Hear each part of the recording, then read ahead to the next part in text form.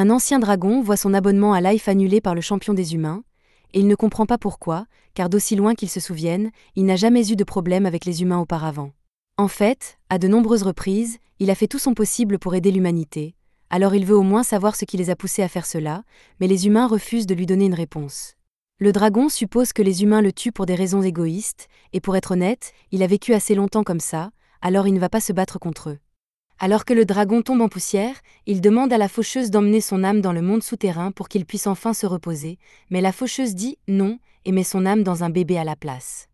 Le dragon ouvre les yeux et découvre ses nouveaux parents et son frère aîné qui le regardent, et d'après ce qu'il comprend, ils ont décidé de l'appeler Dolan. Les années passent, et malgré le fait qu'il ait été tué par des humains, Dolan grandit et devient un bon jeune homme qui se soucie beaucoup du village dans lequel il a grandi. Dans ce monde, l'agriculture est pratiquement la seule industrie. Alors tous les matins, Dolan se lève et travaille dans les champs pour gagner son pain quotidien. Dans ce village, on est considéré comme adulte à l'âge de 15 ans, et comme Dolan a maintenant 16 ans, il a quitté la maison de ses parents et vit désormais seul, en prenant soin de lui. Un jour qu'il est parti pêcher avec son frère aîné, on lui rappelle que c'est demain qu'il doit se rendre dans le marais pour enquêter sur les récents événements qui s'y sont produits.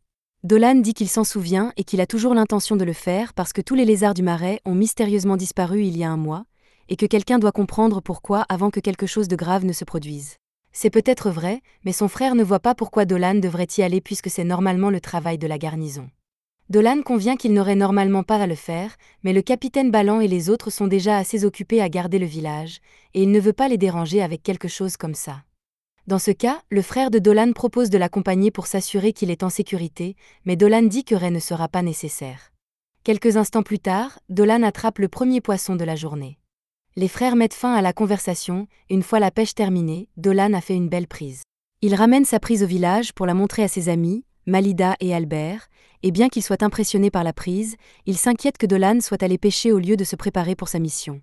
Mais Dolan leur dit qu'ils n'ont pas à s'inquiéter car il s'est préparé petit à petit au cours des derniers jours. À ce propos, Dolan tient à remercier Malida pour son aide car il aurait eu du mal à convaincre le chef du village de le laisser partir. Elle dit qu'elle a été heureuse de l'aider, et que Dolan est celui qui l'a formé en premier lieu, donc elle sait qu'il est plus que capable de revenir sain et sauf. Dolan demande à Malida et Albert s'ils ont des projets pour la journée. Malida lui répond qu'elle a prévu d'emmener les enfants s'entraîner un peu plus tard dans la journée, mais elle lui dit qu'il n'a pas besoin de s'inquiéter pour eux car il a déjà suffisamment de choses à gérer. Tout en vidant et en salant le poisson, Dolan pense que le village n'a pas les moyens d'embaucher suffisamment de gardes pour assurer la sécurité de l'ensemble des habitants. À ce moment-là, Eri s'approche de la fenêtre de Dolan et lui rappelle qu'il est censé s'entraîner à la magie aujourd'hui. Dolan l'avait complètement oublié et remercie Eri d'être venu jusqu'ici pour le lui rappeler. Eri et lui se rendent à la maison de l'instructeur de magie de Dolan, et une fois sur place, Dolan se prépare à faire une démonstration de sa magie offensive. Il incante un sort et, en quelques instants, un puissant éclair d'énergie jaillit de sa main, détruisant complètement la cible qui se trouve devant lui. L'instructrice de magie félicite Dolan pour son excellente attaque et lui dit qu'elle n'a plus grand-chose à lui apprendre dans ce domaine, mais que Dolan a encore du mal avec la médecine et qu'elle va donc passer beaucoup de temps à l'enseigner. Plus tard dans la soirée, Dolan se trouve sur la place du village lorsqu'il rencontre une jeune fille aux cheveux blancs flottants. Le chef du village la lui présente en lui disant qu'elle va rester au village pendant un certain temps. Il prévient également Dolan qu'il s'agit d'une noble dame et qu'il doit donc se comporter au mieux avec elle. La jeune fille dit à Dolan qu'elle s'appelle Christina et lui tend la main pour lui serrer la sienne. Pendant qu'il se serre la main, Dolan voit immédiatement que Christina est une combattante incroyablement douée. Après son départ, Dolan se promène un peu en se remémorant toutes les choses qu'il a apprises depuis qu'il est devenu humain. En tant que dragon, il n'a jamais eu à s'inquiéter de ce genre de choses, mais en tant qu'humain, il risque de mourir de froid en hiver et de souffrir d'un coup de chaleur en été, et il doit donc faire attention à son environnement. Dolan arrive bientôt chez ses parents, qui l'accueillent chaleureusement, ainsi que son jeune frère, Marco. Dolan a apporté tout un tas d'ingrédients, et sa mère les prend pour préparer un merveilleux dîner pour toute la famille. Dolan apprécie vraiment, car la cuisine de sa mère lui a manqué, et son père lui suggère de trouver une femme qui sache cuisiner pour qu'il puisse toujours profiter de repas comme celui-ci. Ce n'est pas la première fois que Dolan entend cela, et il n'est pas totalement opposé à l'idée de se marier, mais il va rester célibataire un peu plus longtemps.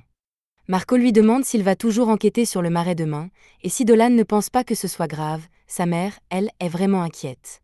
Non seulement le marais est très loin d'ici, mais la route est également connue pour être dangereuse. Cependant, Dolan lui assure qu'il ne prendra aucun risque et qu'il n'y a donc aucune raison de s'inquiéter pour lui. Son père lui dit qu'il est adulte et qu'il est donc libre de prendre les décisions qu'il veut, mais que tout ce qu'il demande, c'est que Dolan s'assure qu'il leur revienne sain et sauf. Le lendemain, alors que Dolan s'apprête à partir en voyage, tout le village vient l'accueillir. Il pense que c'est un peu excessif pour un départ, mais Balan dit que c'est le moins qu'il puisse faire pour Dolan alors qu'il accepte un travail pour eux. En toute honnêteté, Balan pense toujours que c'est lui qui devrait partir, mais Malida lui rappelle que s'il est parti et que le village est attaqué par un monstre, il n'y aura personne pour l'arrêter. Tout le monde veut faire quelque chose pour aider Dolan, alors la non-résidente, Letitia, s'approche de lui et lui offre une petite bénédiction pour sa protection, et Eri lui donne une boîte à bento pour qu'il n'ait pas faim à l'extérieur. Elle lui souhaite ensuite bonne chance pour son voyage, et Dolan part enquêter sur le marais.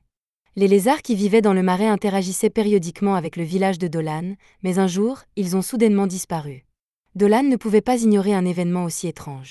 Il s'est donc porté volontaire pour enquêter afin de comprendre ce qui s'est passé. Cependant, il était un peu anxieux à l'idée de ce qu'il pourrait découvrir ici.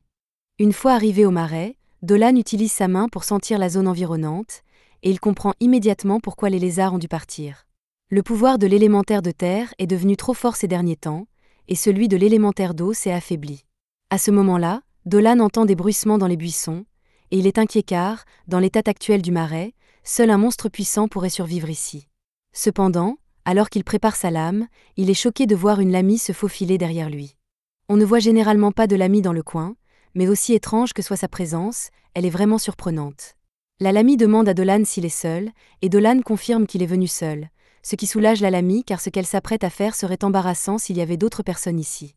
Elle essaie de se rappeler ce que sa mère lui a appris à faire, et d'après ce dont elle se souvient, elle est censée utiliser un sort de charme et faire un tas de mouvements, mais elle ne se souvient pas de la bonne façon de procéder. Dolan est plus confus que charmé, mais la lamia continue d'expliquer qu'elle n'est pas venue ici pour se battre. Soudain, un monstre de boue géant apparaît au-dessus d'elle, et cette chose n'a pas l'air d'être du genre calme et raisonnable. Le monstre attaque la lamie, mais Dolan intervient juste à temps et lui coupe le bras avant de mettre la lamie à l'abri. Ils doivent rester silencieux et cachés, jusqu'à ce que le monstre renonce à les chercher. Une fois qu'il est parti, la lamia demande à Dolan ce qu'était cette chose. Il explique qu'il s'agit d'un élémentaire de terre fou, et que c'est probablement la raison pour laquelle tous les hommes lézards qui vivaient ici auparavant ont dû partir. Il y a eu un tremblement de terre récemment, qui a peut-être rendu l'élémentaire de terre fou, et malheureusement, Dolan ne pense pas que les choses reviendront à la normale de sitôt. La lamia s'appelle Selina, et Dolan a entendu dire que tous les lamias sont capables d'utiliser la magie, alors il lui demande si elle le peut aussi. Selina confirme qu'elle est capable d'utiliser la magie, et Dolan suggère qu'ils se battent ensemble pour la battre. Selina est un peu troublée par la suggestion de Dolan, car les lamias sont des monstres terrestres, et la plupart de ses sorts ne seront donc pas efficaces contre l'élémentaire de terre. Dolan élabore donc un plan et dit qu'il va attaquer l'élémentaire de face et qu'il aura besoin de Selina pour l'épauler. Ils se mettent en position et Selina est un peu nerveuse à l'idée de travailler avec un humain qu'elle vient de rencontrer, mais elle n'a pas vraiment le choix.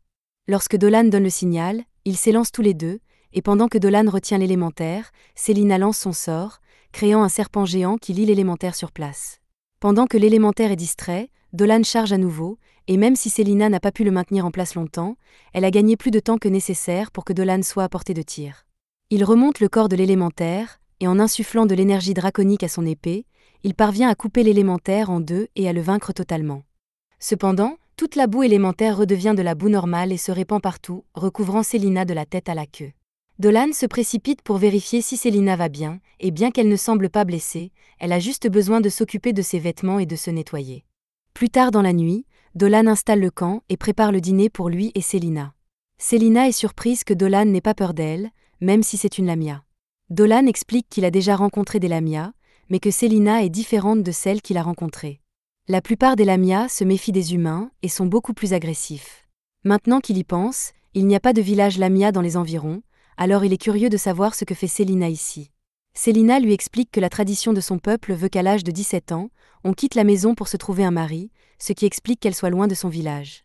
La race des lamias étant maudite, elle ne donne naissance qu'à des filles, et les rares fois où elle donne naissance à un garçon, c'est toujours un garçon de la race de leur mari. La malédiction leur donne également un corps de serpent et rend leur fluide corporel toxique. Comme on peut s'y attendre, il est difficile de trouver un partenaire lorsqu'il y a de fortes chances qu'il meure en vous touchant. Pour cette raison, elle doit s'assurer que son mari a un corps assez fort pour résister au poison, mais il n'y a pas beaucoup de gens comme ça. La mère de Selina a eu de la chance et a réussi à rencontrer l'humain parfait lors d'un voyage, et les deux parents de Selina se sont très bien entendus. Tout ce que Dolan lui répond, c'est qu'il est content que Selina soit heureuse, mais qu'elle pense qu'il la traite comme une enfant. Dolan lui répond qu'il la trouve simplement mignonne quand elle parle, ce qui la met dans tous ses états. Il lui verse un bol de sa soupe, et même si elle n'est pas aussi bonne que celle de sa mère, il est persuadé que Célina l'aimera. Elle boit une gorgée et adore la saveur de la soupe, à tel point qu'elle se met à parler de sa qualité. Lorsqu'elle se rend compte de ce qu'elle fait, elle s'arrête et s'excuse d'avoir été si enthousiaste. Dolan dit qu'il est heureux qu'elle l'aime et rappelle que lui et sa famille s'asseyaient souvent autour d'un feu comme celui-ci pendant les froides nuits d'hiver pour déguster cette soupe. Célina voit bien que Dolan aime sa famille plus que tout, et Dolan a du mal à croire qu'il a passé une éternité en tant que dragon, tout seul dans une grotte. Le lendemain matin, le temps qu'ils ont passé ensemble est terminé, alors Dolan dit adieu à Célina et lui souhaite bonne chance pour trouver un bon mari, mais avant de partir, il veut lui offrir un cadeau. Il se souvient d'avoir entendu dire que les Lamia aimaient l'énergie vitale, alors il verse un peu de son énergie vitale dans Célina, mais elle s'évanouit presque instantanément. Dolan s'excuse d'avoir fait ça tout d'un coup, car il se rend compte que son énergie vitale draconique doit être un peu trop forte pour Célina. Une fois qu'elle s'est rétablie, Dolan dit qu'il va commencer à retourner dans son village et invite Célina à venir lui rendre visite avant de commencer son voyage de retour. Célina finit par rencontrer 2 voyageurs masculins, ce qui est parfait puisqu'elle cherche un mari, mais avant qu'elle ne puisse se présenter, il voit sa moitié inférieure et panique. De retour au village de Dolan, Eri apprend à fabriquer des médicaments magiques avec Dolan. Maguru les avertit que les erreurs de mesure peuvent souvent mettre la vie en danger, et qu'ils doivent donc être très prudents. Malheureusement, Dolan n'est pas très doué pour cela, et son herbe magique finit par se transformer en un arc de fumée. Il n'arrive pas à maîtriser des procédures aussi complexes, mais Eri lui dit de ne pas se décourager, car il est doué pour beaucoup d'autres choses, et en plus, il est très beau. Dolan apprécie le compliment, mais il admet qu'il n'est pas doué pour suivre des instructions compliquées. Maguru dit que l'herbe magique d'Eri s'est avérée parfaite, et qu'Eri a donc terminé sa journée et peut sortir si elle le souhaite. Eri aurait préféré rester à l'intérieur avec Dolan, mais elle décide d'aller aider sa mère puisqu'elle a du temps libre. Dolan ne sait pas quoi faire de son manque de dextérité car, lorsqu'il était un dragon, les médicaments n'étaient pas vraiment nécessaires et il n'a donc jamais eu à apprendre à en fabriquer. Maguru ne connaît pas sa vie passée, mais même s'il n'est pas doué pour fabriquer des médicaments magiques, il est suffisamment talentueux pour qu'elle soit sûre qu'il finira par y arriver. Pour l'instant, elle veut lui apprendre à transformer son herbe magique ratée en antidote contre le poison. Un peu plus tard, Dolan est invité à déjeuner avec le reste de la famille d'Eri, et bien qu'ils ne veuillent pas s'imposer, ils insistent pour qu'il mange avec eux. Ils commencent le repas en priant la déesse de la nature, Murel, et il s'avère que Dolan était ami avec Murel dans sa vie antérieure, bien qu'il ne l'ait pas vue depuis longtemps. Après le déjeuner, Dolan est pressé de partir parce qu'il est en retard pour son prochain entraînement. En chemin, il croise Miu, qui lui fait remarquer qu'il a l'air très pressé. Dolan explique qu'il est en retard pour son entraînement, et Miu est déçue car elle espérait lui donner du lait frais, mais il semble qu'il n'en ait pas le temps. Dans ce court moment d'indécision, Miu lui a déjà pressé une tasse de lait frais, et c'est trop bon pour le laisser passer. Alors Dolan le boit gracieusement et la remercie avant de courir à la séance d'entraînement. Un peu plus tard, Dolan arrive sur la colline où Albert apprend à quelques enfants à se servir d'une lance, et il s'excuse d'être en retard. Albert lui répond que ce n'est pas grave, car il sait que Dolan s'est entraîné à la magie avec Maguru. Les enfants sont tout excités à l'idée de montrer à Dolan les nouvelles techniques qu'ils ont apprises, mais Dolan leur dit qu'ils pourront le faire après une pause, car ils travaillent dur depuis longtemps. À ce moment-là, Dolan sent la présence d'un monstre dans les bois, mais il ne veut pas effrayer les enfants, alors il l'ignore pour l'instant et continue son entraînement. Plus tard dans la nuit, Dolan se rend dans la forêt pour enquêter sur la présence du monstre qu'il a ressenti plus tôt et, curieusement, il semble la reconnaître. La seule personne qu'il connaisse qui pourrait correspondre à la description est Célina, mais il n'y a aucune chance qu'elle soit dans les parages. Il s'enfonce dans la forêt et, à sa grande surprise, il aperçoit Célina en train de camper dans la forêt. Célina est tout aussi surprise de le voir, mais elle trébuche accidentellement et renverse l'eau chaude, si bien que Dolan se précipite pour la sauver. Célina est heureuse qu'il l'ait sauvée, mais elle est toujours nue et demande à Dolan de ne pas la regarder. Cependant, les yeux de Dolan sont grands ouverts, et il commence à évaluer chaque centimètre du corps de Célina, arrivant à la conclusion qu'elle est un solide 9 sur 10, matériel de femme. Célina supplie à nouveau Dolan d'arrêter de regarder, et elle ne peut pas croire qu'il n'éprouve aucune honte dans une telle situation, mais Dolan ne voit aucune raison d'avoir honte. Dolan finit par se faire gifler par Célina, et il s'excuse de ne pas avoir tenu compte de ses sentiments, mais Célina veut juste oublier ce qui s'est passé, alors elle dit que ce n'est pas grave. Maintenant que c'est fini, Dolan demande ce que Célina fait ici, puisqu'elle lui a dit qu'elle se rendait dans le sud pour chercher un mari. C'est ce qu'elle avait prévu au départ, mais tous les hommes qu'elle essayait de rencontrer s'enfuyaient par peur. Elle est donc venue chercher Dolan, car c'est la seule personne qu'elle ait rencontrée qui n'ait pas eu peur d'elle. Dolan espérait en fait revoir Célina, et il dit qu'il est prêt à faire n'importe quoi pour l'aider à trouver un mari, mais il réfléchit un instant et demande à Célina si elle serait d'accord pour vivre ici avec lui pendant un certain temps. Célina est incrédule et dit qu'elle ne pourrait pas faire quelque chose comme ça parce qu'elle pense qu'elle effraierait les gens du village, mais Dolan l'assure que ce ne sera pas un problème puisqu'il y a déjà beaucoup de demi-humains qui vivent dans le village. Miu, par exemple, est aimé par tout le monde. Les villageois se méfieront peut-être de Célina au début, car c'est une nouvelle venue, mais il est sûr qu'ils finiront par l'apprécier, car elle a une personnalité gentille et douce, et Dolan apprécierait personnellement de l'avoir à ses côtés. La façon dont il le dit donne l'impression qu'il fait la cour à Célina. Célina adore l'idée de vivre avec Dolan dans un village humain, mais elle est venue le chercher pour une autre raison. Elle espérait qu'il partagerait à nouveau un peu de son énergie vitale avec elle, car c'était la plus délicieuse énergie vitale qu'elle ait jamais reçue, et Dolan est plus qu'heureux de lui en donner quand elle le souhaite. Il lui tend la main pour partager un peu de son énergie avec elle, et elle semble l'apprécier beaucoup. Il lui dit alors qu'elle pourra en avoir encore plus lorsqu'ils commenceront à vivre ensemble, mais pour l'instant, il a un plan pour la présenter aux villageois. Quelques jours plus tard, les gardes de la ville enquêtent sur des événements étranges, car c'est le 3e jour consécutif que quelqu'un a laissé un tas de nourriture chassé à leur intention. Les traces sur le sol les amènent à conclure qu'il doit s'agir d'une sorte de monstre serpent, et la seule chose qui corresponde à la description serait une lamie. Une réunion est organisée pour discuter de leur plan d'action pour l'avenir, car ils ne savent pas avec certitude si ce monstre est une menace pour eux ou non. Après tout, il leur a laissé des offrandes et ne leur a pas encore fait de mal, il n'y a donc aucune raison d'être hostile à son égard. Malgré cela, Balan continue de dire qu'ils doivent aller dans la forêt et le tuer. Les autres villageois lui disent de se calmer, car même s'ils acceptent de le tuer, les Lamias sont assez forts et il faudrait appeler des renforts de la capitale.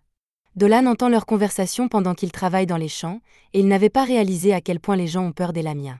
Il est certain qu'ils changeraient d'avis s'ils apprenaient à connaître Célina. À ce moment-là, Maguru prend la parole et dit à Balan qu'il exagère, car elle ne pense pas que le monstre leur causera du tort. Cependant, pour être sûre, elle demande à Eri d'apporter son panier de cartomancienne, et après inspection de la fortune d'aujourd'hui, la Lamia est un bon signe pour le village. Dolan l'entend et s'en réjouit. Plus tard dans la journée, ils courent dans la forêt pour annoncer à Célina qu'ils peuvent passer à la phase suivante de leur plan. Les villageois ne veulent plus la tuer et les offres de chasse ont contribué à rendre l'opinion publique positive, il ne reste donc plus qu'une chose à faire pour qu'ils l'acceptent. Le lendemain, Balan organise une réunion avec les soldats de la ville, et il leur dit qu'ils doivent rester sur leur garde car ils sont les seuls à préserver le village du danger, et il veut donc organiser un entraînement d'urgence pour que tout le monde soit en parfaite condition. Pour cette réunion, Dolan a été appelé avec tous les gros bonnets de la garnison, et c'est exactement ce que Dolan espérait pour mener à bien son plan. Balan, Malida et la prêtresse Laetitia sont tous présents. Laetitia a beaucoup de valeur dans le village car elle est capable de faire des miracles de guérison, mais plus encore, elle est considérée comme la messagère de la déesse Murel. Si elle déclare arbitrairement que Célina est mauvaise, il n'y aura aucune chance qu'elle soit acceptée au village. Tout dépend maintenant des talents d'actrice de Célina, qui doit donc faire semblant de sauver Dolan du danger pour que tout le monde l'apprécie. Dolan prévoit de faire exprès de rencontrer des monstres pour lui donner l'occasion de le faire, alors elle attend patiemment dans les buissons le signal de Dolan. C'est alors qu'un soldat sort des bois en courant et commence à crier que le monstre est là. Cependant, il ne parle pas de Célina, mais d'un ours en armure. Balan n'arrive pas à croire qu'il y a un ours en armure si près de la lisière de la forêt, mais il ordonne à ses hommes de ne pas l'attaquer car ils seront tués d'un seul coup s'ils le font. Il ordonne à tout le monde de s'enfuir, mais son fils trébuche sur ses propres pieds et tombe sur le sol, de sorte qu'il est sur le point d'être tailladé par l'ours. Dolan se précipite pour le sauver, mais à moins d'utiliser ses pouvoirs de dragon, il n'y a aucune chance que le garçon s'en sorte vivant.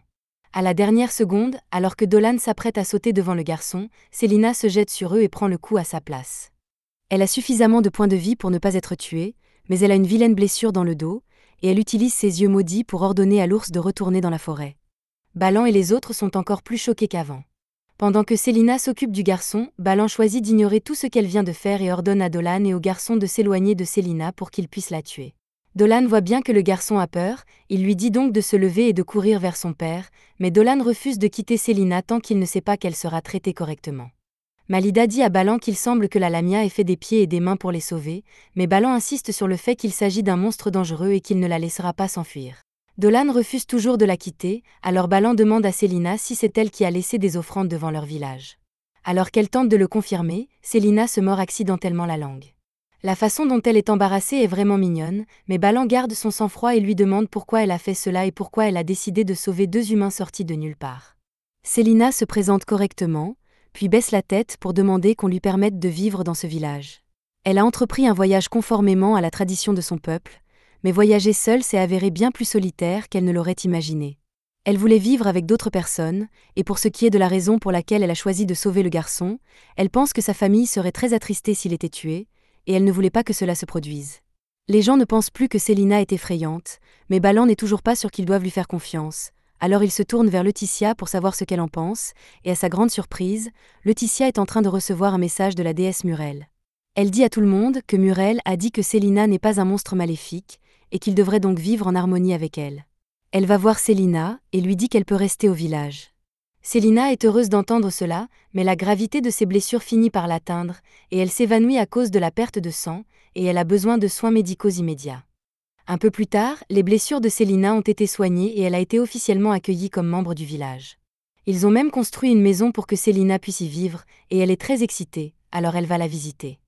Sur le lit, elle trouve un petit champignon en peluche qu'elle adore, et elle remercie encore une fois tout le monde pour sa gentillesse. Le coussin champignon est une idée de Balan, et c'est sa façon de s'excuser d'avoir été si agressif envers elle lorsqu'elle a sauvé la vie de son fils, et il en est toujours profondément désolé. Il y a encore beaucoup de choses qu'ils ne savent pas sur les Lamia, mais ils disent qu'ils feront tout ce qu'ils peuvent pour accommoder et rendre le séjour de Célina aussi agréable que possible. Maintenant que tout le monde l'a vraiment accepté, Dolan tend la main à Célina pour la saluer en tant que membre officiel de Véron Village. Maintenant que Célina a été acceptée au village, Dolan pense que les choses vont bien se passer à partir de maintenant. Cependant, il doit à la déesse Myrale une énorme faveur pour l'avoir aidé à l'époque. Cette nuit-là, Dolan veut aller parler à Myrale. Au moment de s'endormir, il se projette dans l'astral et s'envole vers les cieux. Peu de temps après, il arrive au royaume de Myrale, et lorsqu'il la trouve enfin, Myrale est ravie de retrouver son vieil ami dragon. Cela fait longtemps qu'ils ne se sont pas parlé, mais Dolan veut lui exprimer sa gratitude pour avoir dit à Laetitia que Célina est quelqu'un de bien. On ne sait pas ce qui aurait pu se passer si elle n'avait pas fait cela, mais Dolan est surpris qu'elle ait choisi de l'aider, même s'il ne le lui a pas demandé directement. Il ne pensait pas qu'elle le reconnaîtrait puisqu'il est né sous la forme d'un humain, mais Myrale a senti la présence familière de son âme parmi ses disciples, et elle a immédiatement su qu'il s'agissait de lui. Pourtant, elle a été surprise de voir à quel point il aime vivre maintenant, alors qu'il détestait sa vie d'ancien dragon, et Dolan ne le nie pas, puisqu'il n'a même pas essayé d'empêcher le héros de le tuer dans son ancienne vie. Depuis qu'il est devenu humain, il s'est rendu compte de la joie que l'on peut éprouver à vivre chaque jour pleinement. Myrale voit bien qu'il y a de la joie dans le cœur de Dolan et elle est heureuse pour lui. Le lendemain matin, Dolan se réveille au son de Célina qui fait irruption dans sa chambre. Elle semble vraiment excitée de le voir et il est heureux de la voir aussi, mais il aimerait qu'elle frappe avant d'entrer comme ça. Célina s'excuse, Dolan lui dit que ce n'est pas grave et lui demande pourquoi elle est là si tôt le matin. Célina ne peut pas croire qu'il est oublié, alors elle lui rappelle qu'il a promis de planter des pommes de terre avec Christina aujourd'hui, et elle l'attend déjà à l'extérieur. Pendant ce temps, à l'académie de la capitale, la directrice a apporté le courrier du jour, et aujourd'hui semble spécial car il y a une lettre de Christina. Christina est la fierté et la joie de l'académie, alors la directrice dit qu'elle va lire la lettre tout de suite et claque des doigts pour l'ouvrir avec de la magie. La lettre détaille tout ce que Christina a appris depuis son arrivée au village de Véron. En raison de son éloignement, le village est confronté à de nombreux problèmes de sécurité, c'est pourquoi tous les villageois sont tenus de participer à des exercices de combat. Il y a peu, elle a affronté le vice-capitaine de l'unité de défense lors d'une simulation de combat. Tous les spectateurs ont été stupéfaits par l'habileté de Christina, car il est rare que quelqu'un donne autant de fil à retordre au vice-capitaine. Ils sont sûrs qu'elle peut revenir, car elle n'a pas encore pris son sérieux. La vice-capitaine n'apprécie pas tous ces commentaires inutiles, mais Christina lui dit que le gars dans la foule a raison, car elle n'a pas pris le combat au sérieux. Malida admet qu'elle s'est retenue, mais si c'est ce que Christina veut, elle est prête à se battre à fond contre elle. Christina dit qu'elle adorait cela et Malida sort sa deuxième lame et commence à attaquer avec beaucoup plus d'agressivité. Malgré tout, dans les secondes qui suivent, Malida est désarmée et s'écroule au sol, vaincue. C'est une défaite indéniable pour Malida, mais elle ne se laisse pas abattre et félicite Christina pour son étonnante maîtrise de l'épée. Balan vient ensuite féliciter Christina pour sa victoire et, pour fêter l'événement, il l'invite à déjeuner avec eux. C'est la première fois que Christina constate à quel point les habitants de Véron peuvent être accueillants, ils la traitent très bien, mais pendant qu'elle mange, elle ne peut s'empêcher de remarquer que tout le monde la dévisage. Les femmes s'excusent en disant qu'elles l'ont trouvée très jolie. Balan trouve cela hilarant et demande à Christina si elle aimerait aller boire un verre avec lui ce soir.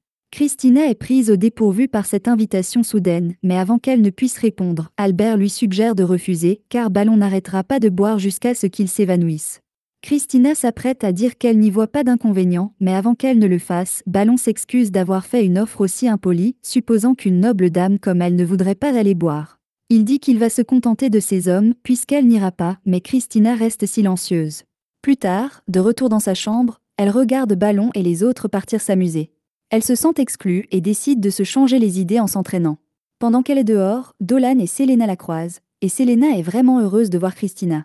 Elle lui demande pourquoi elle s'entraîne si tard le soir, mais Christina ne répond pas, et Selena voit bien que quelque chose la tracasse. Pour lui remonter le moral, Selena invite Christina à venir passer un peu de temps chez elle, ce que Christina accepte. Selena l'emmène ensuite chez elle, ravie de lui montrer sa maison, en particulier le lit qu'on lui a offert et qui est très confortable. Elle invite Christina à l'essayer aussi, persuadée qu'elle va l'adorer. Mais Dolan rappelle à Selena que le lit a été conçu pour une lamie, et qui n'est donc pas forcément le meilleur pour un humain. Selena s'excuse d'avoir manqué d'égard, mais même si elle n'est pas sûre de la sensation du lit, Christina veut quand même l'essayer et, à sa grande surprise, il est plutôt confortable. Selena est heureuse de l'apprendre et explique que c'est Ballon qui a eu l'idée de faire le lit en guise de cadeau de bienvenue. Elle était anxieuse lorsqu'elle a emménagé, car elle ne savait pas si les villageois l'accepteraient, mais ils ont été extrêmement gentils et plus elle en apprend sur eux, plus elle aime être ici. Le lendemain, Ballon organise une nouvelle fête arrosée et déclare que personne ne peut boire plus de lait de sa femme que lui. Selena et Christina se joignent bientôt à la fête, et Christina dit qu'elle aimerait bien goûter le fameux lait de Miu. Miu se fait donc un plaisir de préparer une tasse fraîchement pressée, que Christina boit d'un trait, l'appréciant tellement qu'elle se retrouve avec une moustache de lait. Ballon est impressionné par la rapidité avec laquelle elle l'a bu et lui demande si elle est une autre adepte du lait. Christina admet qu'elle peut boire plus de lait que la moyenne des gens, alors Ballon lui lance un défi, qu'elle accepte volontiers. Elle prévient que personne ne devra la blâmer si elle vide les réserves de lait du village, et Miu, la laitière du village, est plus qu'heureuse de répondre à la demande. Les premières tasses sont versées et Christina et Ballon les boivent facilement, mais au fur et à mesure que les tasses s'accumulent, Ballon ralentit. Il essaie de continuer à boire pour conserver son titre, mais c'en est trop et il s'évanouit sur la table, faisant de Christina la nouvelle championne du lait. Tout le monde fête l'événement et Christina semble apprécier toute l'attention qu'on lui porte. Alors que la directrice Olivia finit de lire la lettre, elle est heureuse d'apprendre que Christina s'amuse tant là-bas, mais elle n'a pas le temps de s'y attarder longtemps, car elle a un autre visiteur. Un peu plus tard, une fête est organisée parmi les nobles de Gallo, et le sujet le plus brûlant de la discussion est le fait que la fierté de l'Académie, Christina, s'est en quelque sorte liée d'amitié avec une lamia, et les gens ont des avis partagés sur la question de savoir s'ils trouvent cela cool ou dégoûtant. Olivia n'a aucune idée de la façon dont la nouvelle s'est répandue si rapidement, et elle est allée si loin qu'Olivia est bientôt approchée par un représentant du gouvernement qui dit vouloir en savoir plus sur cette lamie avec laquelle Christina s'est liée d'amitié. Olivia ne voit pas pourquoi le gouvernement s'intéresserait à une lamie quelconque. La femme dit qu'elle pense qu'un lamia est bien trop dangereux pour vivre avec les humains, et qu'il y a eu beaucoup d'enlèvements récemment, alors qui peut dire si ce lamia n'est pas responsable? Olivia admet que les enlèvements sont assez graves, mais la lamie n'a rien à voir avec cela, et d'après ce qu'a dit Christina, la lamie est gentille et douce, donc il ne devrait pas y avoir de problème s'il la laisse faire. Cependant, la représentante du gouvernement insiste pour mettre son nez dans les affaires des autres. Elle demande donc sous quelle juridiction se trouve le village de Varon, et l'homme en charge dit qu'il enverra un émissaire pour déterminer si Selena est une menace ou non. Pendant ce temps, Selena aide Dolan et Christina à planter des pommes de terre, et une fois qu'elle a terminé, elle appelle Dolan avec enthousiasme pour lui montrer son travail. Il voit bien qu'elle a fait de son mieux, mais il lui suggère d'espacer davantage les pommes de terre pour qu'elles poussent mieux. Quant à Christina, elle se contente d'enfoncer les pommes de terre dans le sol. À ce moment-là, un des gardes se précipite vers eux et leur dit que Dolan et Selena sont convoqués aux portes du village. Il s'agit d'une affaire sérieuse et ils doivent se dépêcher. Ils arrêtent tout ce qu'ils sont en train de faire et courent jusqu'à la porte d'entrée pour voir ce qui se passe. Et dès qu'ils y arrivent, Christina est traînée à l'écart et Dolan et Selena sont encerclés. Gorda se présente comme le commissaire de la frontière nord, et il est ici parce qu'il a appris que quelqu'un a amené une lamia sur ses terres. Dolan ne le nie pas, mais on rappelle à Gorda que la déesse Myrale a déjà donné sa bénédiction pour que Selena vive ici. Gorda assure à tout le monde que ce n'est pas qu'il ne croit pas aux paroles de Myrale, mais qu'il est de son devoir d'assurer la sécurité de cette terre, et qu'il a donc dû venir enquêter lui-même. Dolan est un peu soulagé que Gorda ne soit pas là pour tuer Selena, mais il n'a aucune idée de ce qu'il recherche. Gorda explique qu'il veut emmener Selena avec lui au gouvernement général, où il sera décidé si elle est vraiment en sécurité ou non. Cette situation n'est pas à discuter, Selena n'a donc pas le droit de refuser, mais comme Dolan ne veut pas la laisser partir seule, il lui demande la permission de l'accompagner dans son voyage, puisque c'est lui qui l'a amenée ici. Gorda ne voit aucune raison de s'y opposer, il l'autorise donc et, plus tard dans la journée, Dolan et Selena sont emmenés à la rencontre du général du gouvernement. Alors qu'ils partent, Christina pense qu'elle devrait en parler à la directrice Olivia pour voir si elle peut faire quelque chose pour assurer la sécurité de Selena. Elle décide donc de courir jusqu'à l'académie et lance un sort de vent pour aller plus vite. Pendant ce temps, Dolan et Selena sont assis à l'arrière d'une calèche en route pour le gouvernement général et Dolan s'excuse auprès d'elle d'être obligée de faire un si long voyage. Selena lui répond que ce n'est pas grave, mais elle s'inquiète que Dolan ait froid et lui propose de partager sa couverture avec lui. Dolan apprécie le geste et alors qu'ils sont tous les deux sous la couverture, Dolan la serre contre lui pour la réconforter. Il sait qu'elle doit être angoissée par tout ce qui se passe, alors il lui assure que tout ira bien. Olivia répond qu'elle sera ravie d'en discuter, mais qu'elle veut d'abord que Christina s'assoie pour boire une tasse de thé. Une fois Christina calmée, Olivia explique que Selena ne sera pas tuée, le fait qu'elle ait reçu la bénédiction de Miral signifie que personne n'oserait faire une telle chose. En fait, Gorda ne voulait pas se donner la peine de s'en prendre à elle parce qu'il ne pensait pas qu'il y avait un problème. Mais Keren, cette femme aux cheveux violets, a refusé de s'occuper de ses affaires et l'a forcée à le faire. Elle est très haut placée dans l'échelle gouvernementale et elle pense que Selena est une menace, donc Gorda ne peut pas refuser ses demandes. Keren est même allée jusqu'à suggérer que Selena était impliquée dans les récents enlèvements dans la capitale, ce qui ne serait pas possible si Selena vivait à Véron, mais si Selena se trouvait dans la capitale pour une raison ou une autre, Keren pourrait la blâmer, après tout. Dolan et Selena sont conduits au manoir du général Keren, qui affiche le plus beau sourire imaginable lorsqu'on lui présente Selena, mais elle ne s'attendait pas à recevoir d'autres visiteurs et demande qui est Dolan. Dolan explique qu'il est un ami de Selena et qu'il a pris l'initiative de l'accompagner jusqu'ici. Keren dit qu'elle ne voit pas d'inconvénient à ce qu'il y ait plus de monde, mais qu'ils doivent avoir faim tous les deux après un si long voyage, et elle les invite donc à entrer pour dîner. Un merveilleux festin a été préparé pour les invités et elle leur dit qu'ils peuvent prendre tout ce qu'ils veulent, car c'est sa façon de se faire pardonner de les avoir obligés à venir jusqu'ici. Dolan apprécie le geste, mais il était inévitable que Selena doive venir à Galois à un moment ou à un autre si elle voulait continuer à vivre à Véron. Selena est soulagée que Keren soit si gentil avec elle, car la façon dont les soldats l'ont emmenée lui a donné l'impression qu'elle allait être tuée.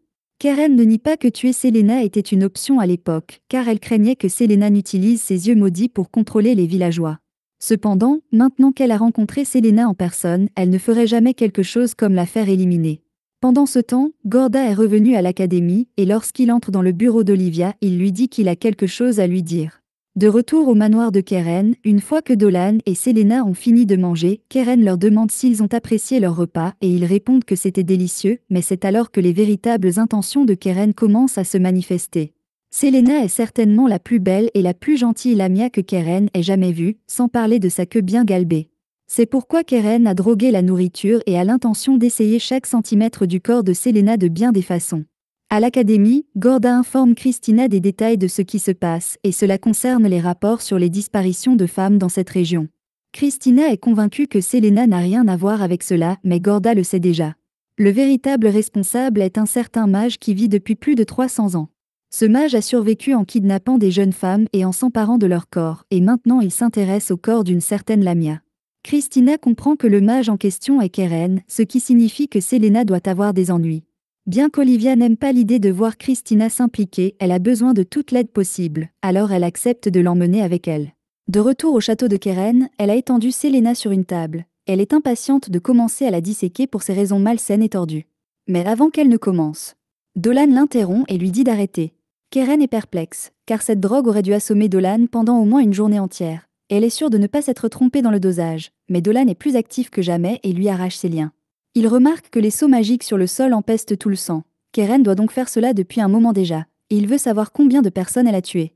Keren ne répond pas à sa question parce qu'elle se demande toujours comment il n'est pas affecté par sa drogue. Alors elle lui jette son scalpel à la figure et accuse Dolan de ne pas être humain. Dolan esquive et réitère sa question. Alors Keren lui dit qu'elle ne sait pas parce qu'elle a arrêté de compter toutes les personnes qu'elle a tuées après avoir passé le cap des 100 ans. Dolan est dégoûté par la fierté qu'elle tire de cette déclaration. Il lui demande alors s'il y avait une raison de tuer autant de personnes, et Keren pense qu'elle avait une très bonne raison, parce qu'elle voulait s'accessoiriser.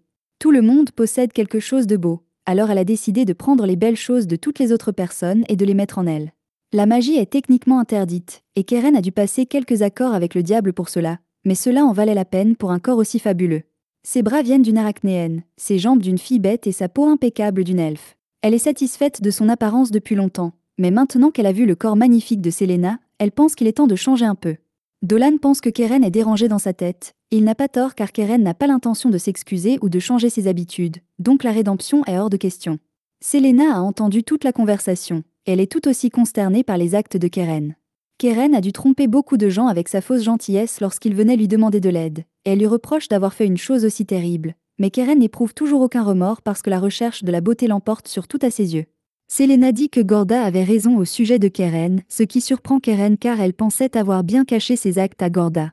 Mais il s'avère qu'elle l'a sous-estimé car, avant que Dolan et Selena n'arrivent ici, Gorda les a informés des méfaits de Keren. S'il pouvait le prouver, cela suffirait certainement à passer outre son pouvoir de général du gouvernement et à la faire tomber. Mais ils avaient besoin de preuves concrètes, c'est pourquoi Dolan et Selena l'ont piégé pour quel monologue afin qu'ils puissent enregistrer les preuves nécessaires.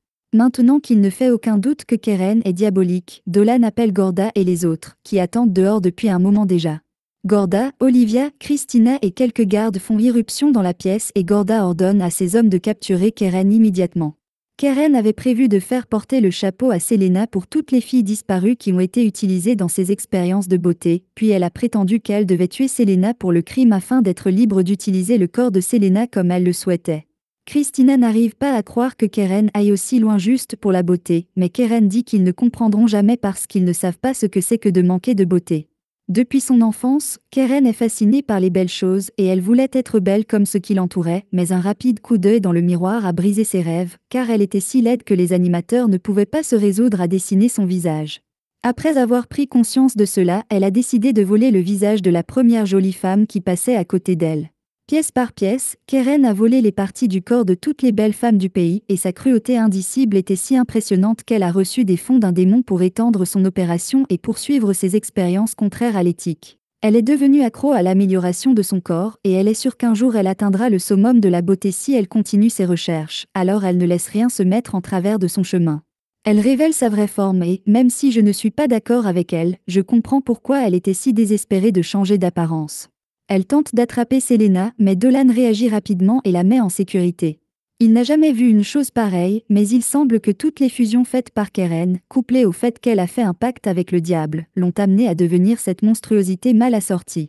Face à une telle horreur, les gardes perdent leur sang-froid, deviennent passifs et Selena est obligée d'utiliser ses yeux maudits pour arrêter Keren avant qu'elle ne puisse les blesser. Selena parvient à la maintenir figée pendant un certain temps, mais Keren finit par se libérer et tente à nouveau de s'emparer de Selena. Mais cette fois, Christina intervient et coupe plusieurs doigts de Keren. Il y a très peu de choses que Christina juge impardonnables, et blesser ses amis est en haut de la liste, alors elle est prête à tuer Keren. Elle fonce et commence à taillader le corps de Keren, mais avant qu'elle ne puisse lui infliger des dégâts mortels, Keren se met sur la défensive et lance une puissante magie noire pour empêcher Christina de s'approcher. Le pouvoir de Keren en tant que mage est vraiment terrifiant et Olivia ne peut pas faire grand-chose pour l'aider dans cette situation, car elle ne peut pas invoquer d'esprit pour l'aider tant qu'ils sont sous terre. Cependant, Dolan lui dit qu'il n'y a pas besoin de s'impliquer parce qu'il peut s'occuper de tout à partir d'ici. Pendant qu'ils occupaient Keren, il a dessiné des cercles magiques sur le sol, et maintenant qu'il a terminé, il est prêt à s'en prendre à Keren. Alors Christina et Selena se retirent et le laissent travailler. Avant de commencer, il veut savoir si Keren se sent heureuse après toutes les vies qu'elle a prises pour atteindre sa beauté. Mais Keren ne pense pas que le bonheur soit nécessaire tant qu'elle atteint la vraie beauté. Malheureusement, la beauté sera toujours hors de portée pour elle tant que son âme restera entachée par ses mauvais désirs. Dolan lance donc un javelot céleste et entoure Keren pour s'assurer qu'elle ne puisse pas s'échapper pendant qu'elle est déchiquetée. Quelques jours plus tard, Dolan et Selena doivent rester au manoir jusqu'à ce que Gorda s'occupe des conséquences de l'attaque. Dolan passe donc le temps en aidant Selena à étudier la langue humaine. Elle n'aime vraiment pas avoir à étudier, mais si elle veut continuer à vivre sur le territoire des humains, elle va devoir apprendre à s'exprimer correctement avec eux. À ce moment-là, Christina vient rendre visite à Selena et lui demande comment se passent ses études jusqu'à présent. Selena répond qu'elle a mal à la tête, mais qu'elle est maintenant capable de lire à un niveau décent, et qu'elle fait donc de bons progrès. Christina dit à Selena qu'elle fait du bon travail, mais Selena trouve beaucoup plus impressionnant que Christina ait la force de courir jusqu'au manoir tous les jours juste pour les voir. Mais aujourd'hui, c'est un peu différent, car Gorda et Olivia sont venus les voir aussi. Une fois à l'intérieur, Gorda s'excuse de ne pas être venue plus tôt, mais il a été très occupé par les problèmes liés à l'incident de Keren. Il veut aussi s'excuser d'avoir mêlé Dolan et Selena à son plan, mais Selena lui dit qu'il n'a pas à s'excuser puisque tout s'est bien passé, d'autant plus qu'on leur a donné des antidotes à l'avance pour s'assurer que la drogue de Keren n'aurait pas d'effet. Il y a aussi une autre chose que Gorda veut mentionner, alors il sort 2 feuilles de papier et les tend à Selena. Le premier morceau de papier est un permis de séjour à Galois, et le second est son enregistrement, de sorte qu'elle peut être assurée qu'il n'y aura pas d'autres problèmes avec sa résidence à partir de maintenant. Selena est ravie d'apprendre la bonne nouvelle et si Gorda avait pu faire ce qu'il voulait, il l'aurait approuvé dès le premier jour parce qu'il a tout de suite vu qu'elle était une lamia gentille et douce. Maintenant que Selena est officiellement citoyenne de Galois, Olivia dit à Dolan que quelqu'un veut le rencontrer. Le groupe se rend donc à l'académie et rencontre un vieil ami de Dolan, Denzel. Denzel est le fils de Maguru et Selena se présente à lui, mais il avait déjà entendu parler d'elle par sa mère et Olivia. Puisqu'ils sont là, il leur demande s'ils veulent faire un tour en ville avec lui pour qu'il leur fasse visiter les environs, et Dolan et Selena sont plus qu'heureux de l'accompagner. Denzel leur montre la rue principale de la ville où la plupart des gens se rassemblent, et Selena est émerveillée de voir toutes les merveilleuses choses que la ville a à offrir. Mais lorsqu'un jeune garçon fait tomber un fruit et qu'elle essaie de le lui rendre, la mère du garçon entraîne son fils au loin, effrayée. Selena a beau avoir l'autorisation officielle de vivre sur le territoire gallo, les gens sont encore très méfiants à l'égard des Lamia et elle comprend qu'il ne sera pas facile de changer cela, alors elle se tourne vers Dolan et lui suggère d'acheter des cadeaux pour tout le monde avant de retourner à Véron. Une fois qu'ils ont terminé leurs achats pour la journée, Dolan dit au revoir à Denzel. Avant qu'ils ne partent, Denzel et Olivia invitent Dolan à rejoindre l'académie. Après avoir vu les capacités magiques de Dolan, Olivia a pensé que ce serait un gâchis s'il ne pouvait pas s'entraîner à les utiliser au maximum, et elle pense que l'académie serait l'endroit idéal pour qu'il atteigne son plein potentiel. Elle a également eu un aperçu de son âme, elle sait donc qu'il est un dragon réincarné, et s'il veut protéger le village qu'il a appris à aimer, il serait préférable qu'il étende ses connaissances pour leur bien. Dolan dit qu'il va réfléchir à leur offre, et Selena est un peu attristée car cela pourrait signifier qu'il va bientôt la quitter. Sur le chemin du retour, Christina demande à Dolan s'il va accepter l'offre d'aller à l'académie de magie, et il admet que c'était certainement tentant, mais il ne veut pas laisser Véron derrière lui. Il demande à Christina ce qu'elle en pense, et elle lui dit que, bien qu'elle pense que Véron est un endroit merveilleux, il y a une limite à ce que l'on peut apprendre dans un si petit village, et Dolan commence à penser que c'est peut-être une bonne idée d'aller à l'académie après tout. Alors que Dolan et les autres retournent à Véron, une catastrophe vient de se produire dans la forêt, une porte des enfers vient d'être ouverte et des centaines de monstres fourmis en sortent, sous le contrôle de 4 personnages mystérieux. Le premier à rencontrer ces monstres est un éclaireur elfe qui se trouvait par hasard dans la zone, mais il n'a eu aucune chance contre eux et a été immédiatement tué. Son partenaire a entendu le vacarme et s'est précipité à ses côtés pour le voir, mais le temps qu'il arrive, son ami était déjà mort, et il est devenu la prochaine victime des monstres. Quelque temps plus tard, le reste des éclaireurs elfes vient enquêter dans la région, et le chef est horrifié de constater que ces hommes ont été complètement massacrés. Parmi les corps, il trouve un elfe encore en vie, mais il respire à peine et ne tiendra pas longtemps dans son état actuel. Le chef lui demande ce qui lui est arrivé, et juste avant que l'elfe blessé ne meure, il lui dit qu'il y avait une horde de monstres ici. De retour à Véron, Christina et Dolan participent au cours d'épée des plus jeunes, et Christina s'amuse à regarder Dolan s'entraîner avec les enfants, mais elle ne peut s'empêcher d'être contrariée lorsqu'elle pense au fait qu'il pourrait un jour quitter le village pour aller à l'académie. Cependant, au milieu de ses pensées, elle est distraite par une bande d'enfants qui commence à jouer avec sa queue, et elle se met à les pourchasser. Dolan est heureux de voir que Selena s'entend si bien avec les enfants, et il espère que les choses continueront ainsi pendant longtemps, mais tout à coup, Christina s'approche de lui et lui dit qu'elle a une faveur à lui demander. Elle lui dit qu'elle veut aller dans la forêt, car elle a entendu dire qu'il y a beaucoup d'animaux vicieux dans le coin, et qu'elle veut tester sa force contre eux. Dolan répond qu'il connaît bien la forêt, mais que ce n'est pas un endroit où l'on doit s'aventurer sans raison. Christina répond qu'elle a une très bonne raison d'aller là-bas, car Albert se plaint de ne pas avoir assez d'espace pour faire paître ses cochons, et il pourrait récolter beaucoup de maïs pour les cochons si on s'occupait des monstres de la forêt. Le fait qu'elle puisse se battre n'est qu'un petit bonus. Dolan ne peut pas contester sa logique et il accepte d'emmener Christina dans la forêt avec Albert, Selena et quelques soldats pour une protection supplémentaire.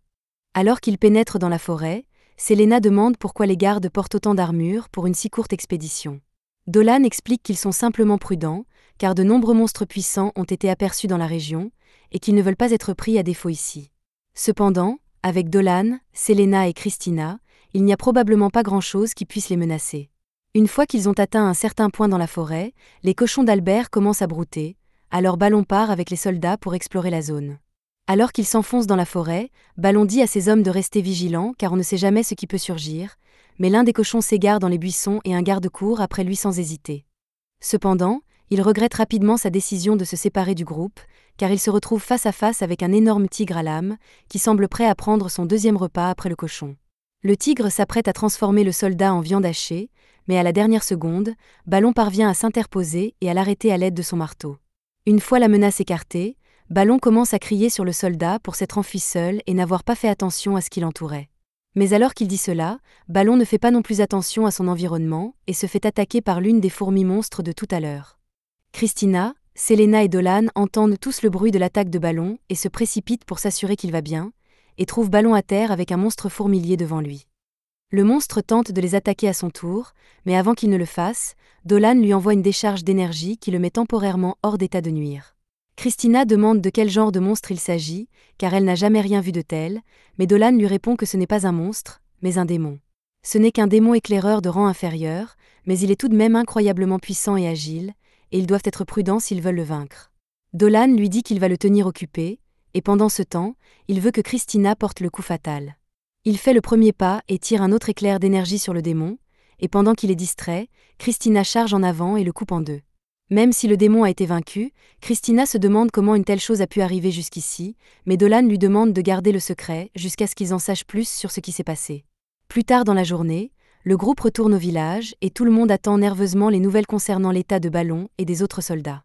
D'après le chef du village, ils ont été gravement blessés, mais leur vie n'est pas en danger dans l'immédiat, ils s'en sortiront donc après avoir pu récupérer un peu.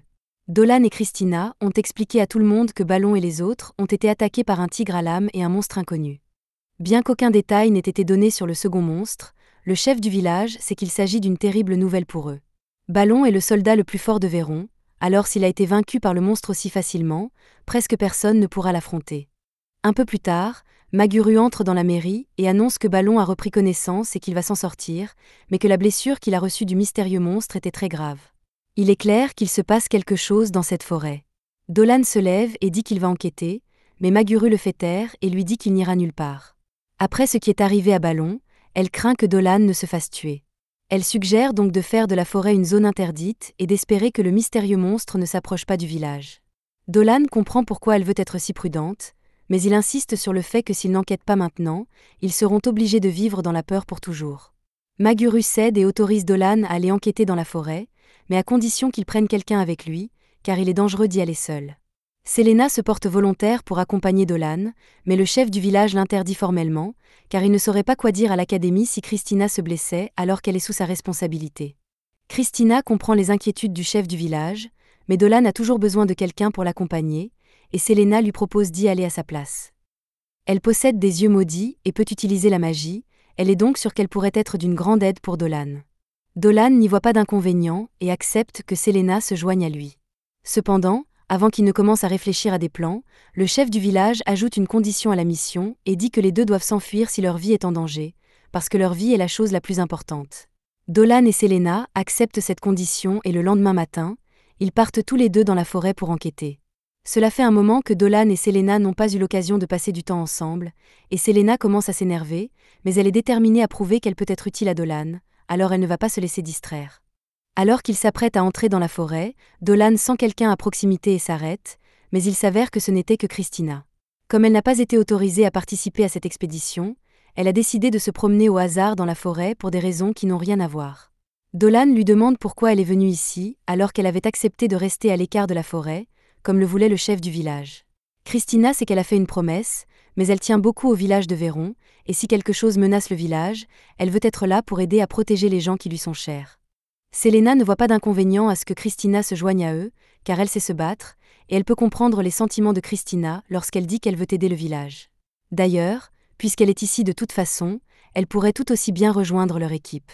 Christina les remercie toutes les deux d'avoir été si compréhensives, et ensemble, les trois commencent à tuer des monstres en se frayant un chemin dans la forêt. Après s'être occupée des monstres araignées, Christina tombe sur un autre monstre qui a l'air très menaçant. Elle s'apprête à l'attaquer, mais Selena l'en empêche car celui-ci est plutôt calme. Selena lui offre de la nourriture et Dolan semble bien s'entendre avec les enfants du monstre. Comme les monstres ne sont pas une menace, Selena organise un pique-nique qu'ils partagent tous. Christina est étonnée de voir à quel point Selena est calme, même s'il y a un énorme monstre juste à côté d'elle, mais Selena fait remarquer qu'elle est aussi un monstre et qu'elle ne voit donc pas de raison d'être effrayée. Elle encourage Christina à essayer de nourrir les bébés pour qu'elle puisse voir qu'ils sont tout à fait inoffensifs. Alors Christina donne une pomme à l'un des bébés, qui se met à la croquer joyeusement. Christina voit maintenant à quel point ces monstres peuvent être mignons, et Selena explique qu'ils étaient probablement juste là pour chercher de la nourriture, ce qui signifie que quelque chose a dû les pousser hors de leur zone de nourrissage habituelle. Si la situation est suffisamment grave pour que même des monstres puissants soient touchés, c'est une raison de plus pour qu'ils fassent toute la lumière sur cette affaire. Christina prend une bouchée du sandwich que Dolan lui a préparé, et elle est choquée de voir à quel point il est délicieux. Dolan explique alors que sa mère a fait le pain elle-même, et que c'est lui qui a salé la viande. Selena fait remarquer que Christina est si jolie même quand elle mange, et Dolan admet qu'il trouve que Christina a un certain charme, quoi qu'elle fasse.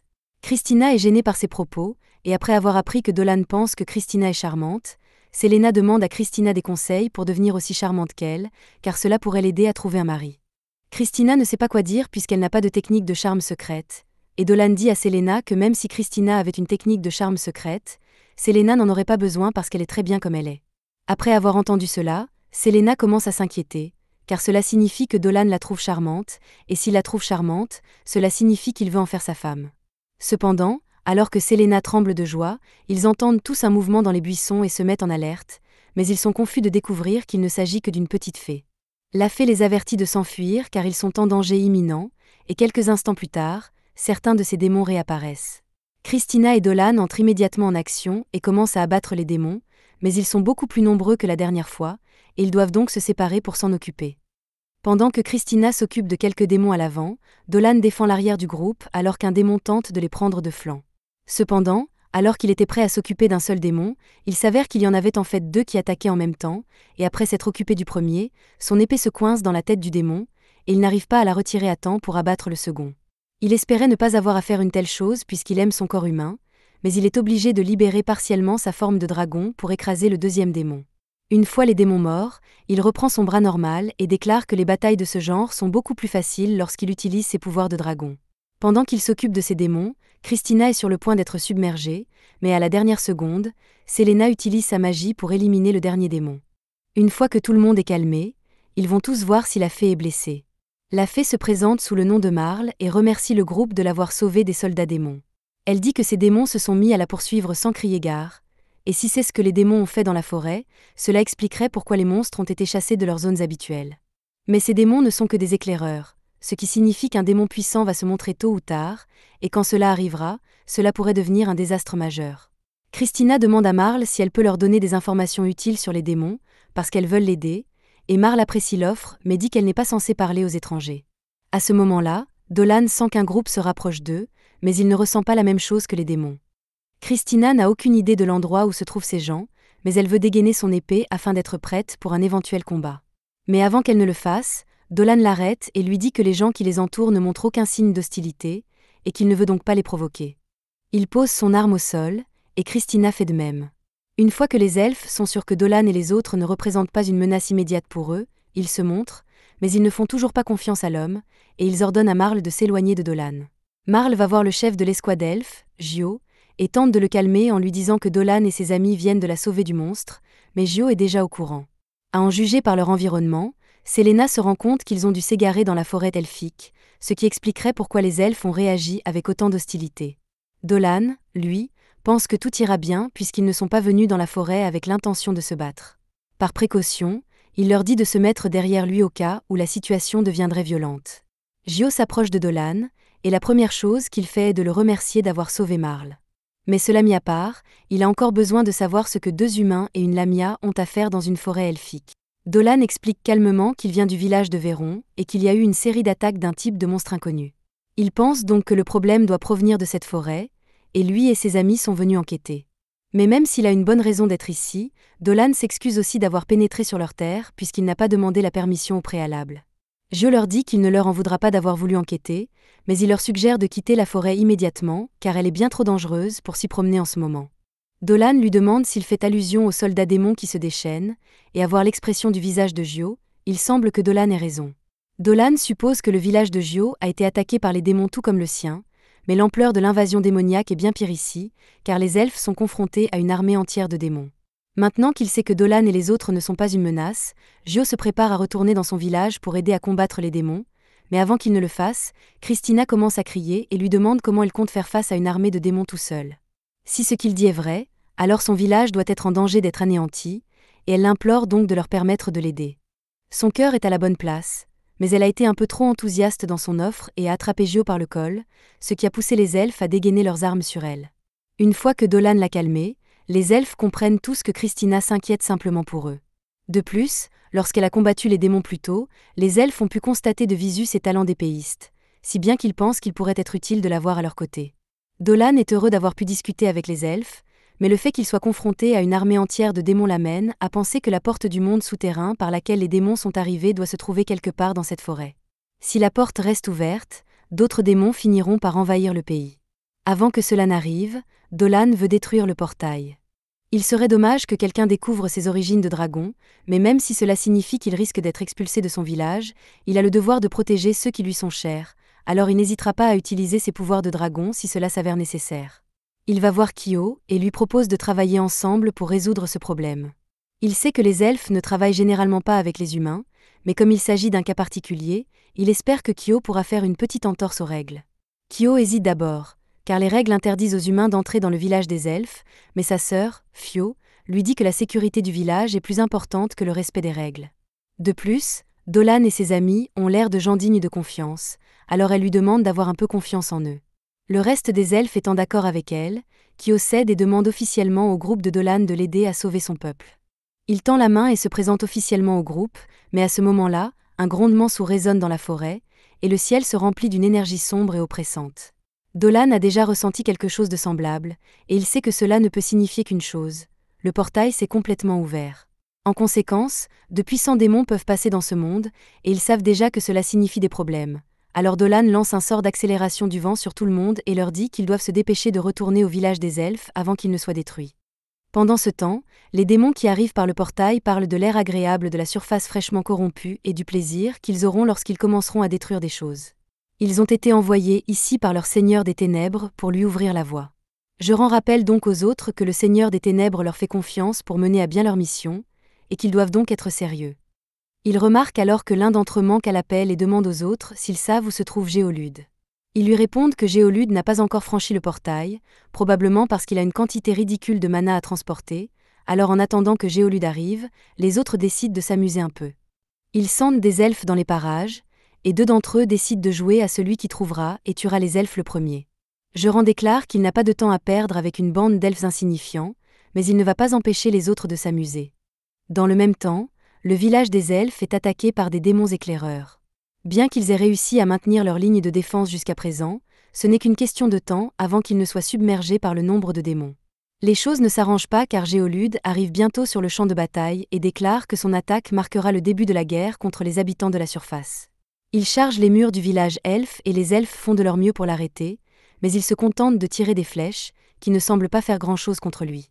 En peu de temps, Géolude détruit complètement le mur du village elfique, et la nouvelle parvient à Kyo, grâce aux esprits de la forêt. D'après ce qu'on lui a dit, Kyo se rend compte que la situation dans le village est pire que ce qu'il pensait, et lui et les autres doivent donc accélérer pour aider à fortifier les défenses du village. Cependant, en chemin, ils tombent sur une horde de démons éclaireurs, dont ils devront s'occuper avant de se rendre au village. Pendant ce temps, au village, Géolude prend son temps pour terroriser les elfes avec ses grosses lèvres, mais alors qu'il s'apprête à empaler un elfe pour s'amuser, il est retenu par un bouquet de lianes. Des roses noires commencent à bourgeonner sur les lianes, et tandis que Géolude tente de se libérer, les lianes drainent continuellement son mana et son sang jusqu'à ce qu'il devienne trop faible pour se défendre. C'est Diadora, l'esprit, qui est à l'origine de cette situation et, heureusement, grâce à elle, le village devrait pouvoir survivre un peu plus longtemps. Dolan et les autres font toujours de leur mieux pour se frayer un chemin à travers la horde d'éclaireurs démoniaques. Pendant que les elfes tirent leurs flèches, Dolan lance un sort pour faire pleuvoir des flèches d'énergie sur les démons. Dans le même temps, Christina utilise son épée pour découper les démons restants, et Selena utilise ses yeux maudits pour les maintenir en place. Pendant qu'ils occupent les démons, Kyo réussit à ouvrir le passage secret vers le village des elfes, et une fois que tous les elfes sont passés, il dit à Dolan et aux autres de se dépêcher d'entrer. Ils se dirigent tous vers le passage, mais avant de partir, Dolan suggère de faire quelque chose pour retarder les éclaireurs démoniaques. Il sort 2 pierres magiques et dit aux autres de les utiliser pour lancer de puissants sorts. Ce sont les pierres magiques qu'il a obtenues de l'esprit de la terre que Selena et lui ont vaincu lors de leur première rencontre. Elles sont donc puissantes, et Selena et Christina sont capables de lancer des sorts de vent et de terre de haut niveau grâce à elles. Dolan ne veut pas laisser les autres voler la vedette, alors avec sa pierre magique, il prend exemple sur Megumi et lance des sorts d'explosion de haut niveau pour vaporiser les derniers démons. Après cela, il rattrape enfin Kyo, qui est très impressionné par leur démonstration de force et sent qu'il peut vraiment compter sur eux pour sauver son peuple. Au village des elfes, Diadora retient toujours Géolude et commence à lui faire la morale à cause de tous les gens qu'il a tués. Géolude lui rit au nez et lui dit que si elle pense que tuer des gens est un péché, pour lui, c'est un péché encore plus grand que d'être faible, et que tous les faibles qui sont morts de ses mains méritaient ce qu'ils ont eu. Il est ironique qu'il dise cela alors que sa vie est en train de s'épuiser, et Diadora l'informe qu'elle considère Géolude comme un faible, et donc en plus de toutes les vies qu'il a prises. Selon son propre code moral, Géolude mérite de mourir parce qu'il est faible. Diadora est donc plus qu'heureuse de rendre une justice rapide et de le rayer de la surface de la terre. Cependant, juste avant qu'elle ne mette fin à la vie de Géolude, Rafflesia arrive et fait pourrir les lianes. Une fois Géolude libérée, Rafflesia félicite Diadora d'avoir été assez forte pour retenir Géolude. Géolude hurle contre Rafflesia, disant qu'il n'avait pas besoin de son aide, mais ce n'est pas ce qu'elle croyait. Quoi qu'il en soit, puisque Géolude a eu son tour de jouer avec Diadora, Rafflesia veut elle aussi s'amuser. Diadora sait qu'elle est sur le point de se faire sauter dessus, elle décide donc d'invoquer certains de ses alliés et appelle à l'aide les esprits de la forêt, mais elle n'obtient aucune réponse. Il s'avère que Rafflesia est tombée sur un groupe d'esprits de la forêt alors qu'elle était en route, et qu'il n'y a plus d'esprits de la forêt.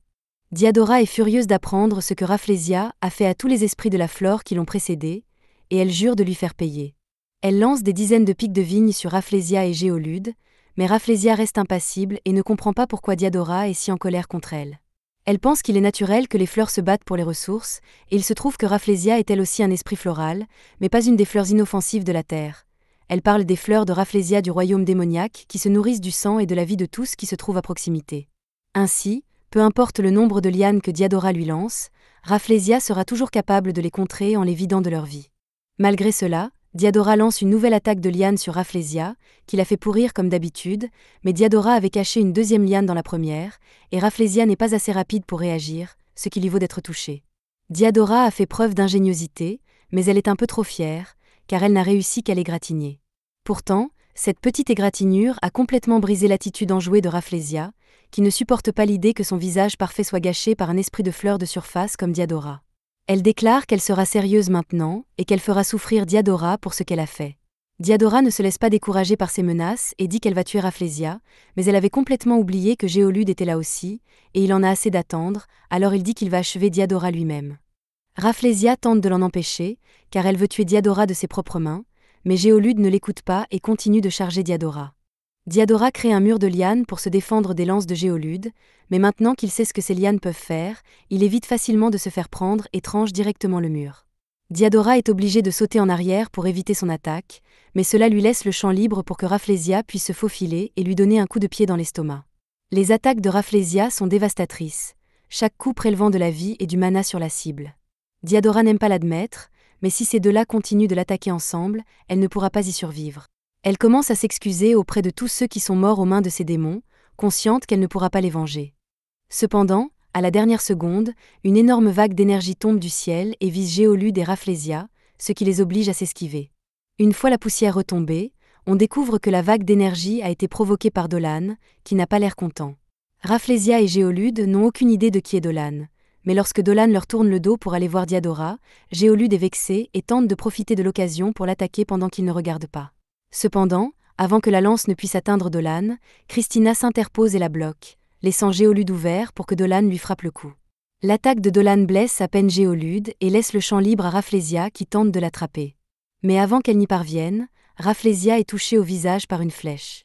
Même si les flèches ne font pas beaucoup de dégâts, il s'agit tout de même d'un village elfique, donc tant qu'ils ont une ligne de mire dégagée, il n'y a pas de cible que les elfes ne pourront pas atteindre.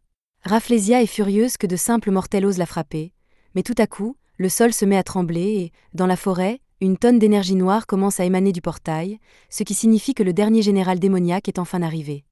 Maintenant que Jord est là, Géolude et Rafflesia sont sûrs de ne pas perdre, mais Géolude veut quand même s'occuper de ces pauvres humains tout seul, et il commence à charger son mana.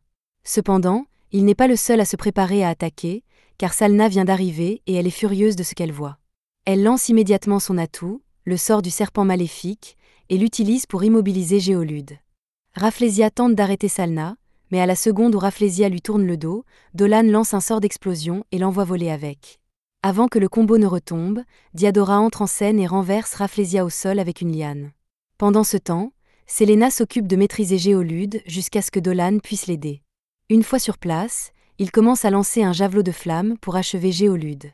Mais avant qu'il n'ait fini de lancer le sort, il remarque qu'un autre démon s'apprête à attaquer, ce qui l'oblige à lancer le javelot pour le contrer. Quelques instants plus tard, le démon atterrit devant Selena et lui dit qu'il veut un duel formel, bien qu'elle n'ait pas le droit de refuser. Selena est à la fois prise au dépourvu et effrayée par la vue de Garan, elle perd brièvement sa concentration sur son sort, ce qui suffit à Géolude pour se libérer. Il dit à Garant de reculer, parce qu'il veut être celui qui tuera Celaena. Il transforme alors son bras en lance et tente de la poignarder, mais à la dernière seconde, Christina s'interpose et dévie l'attaque. C'est la deuxième fois que Christina part l'attaque imparable de Géolude, qui commence donc à vouloir la battre.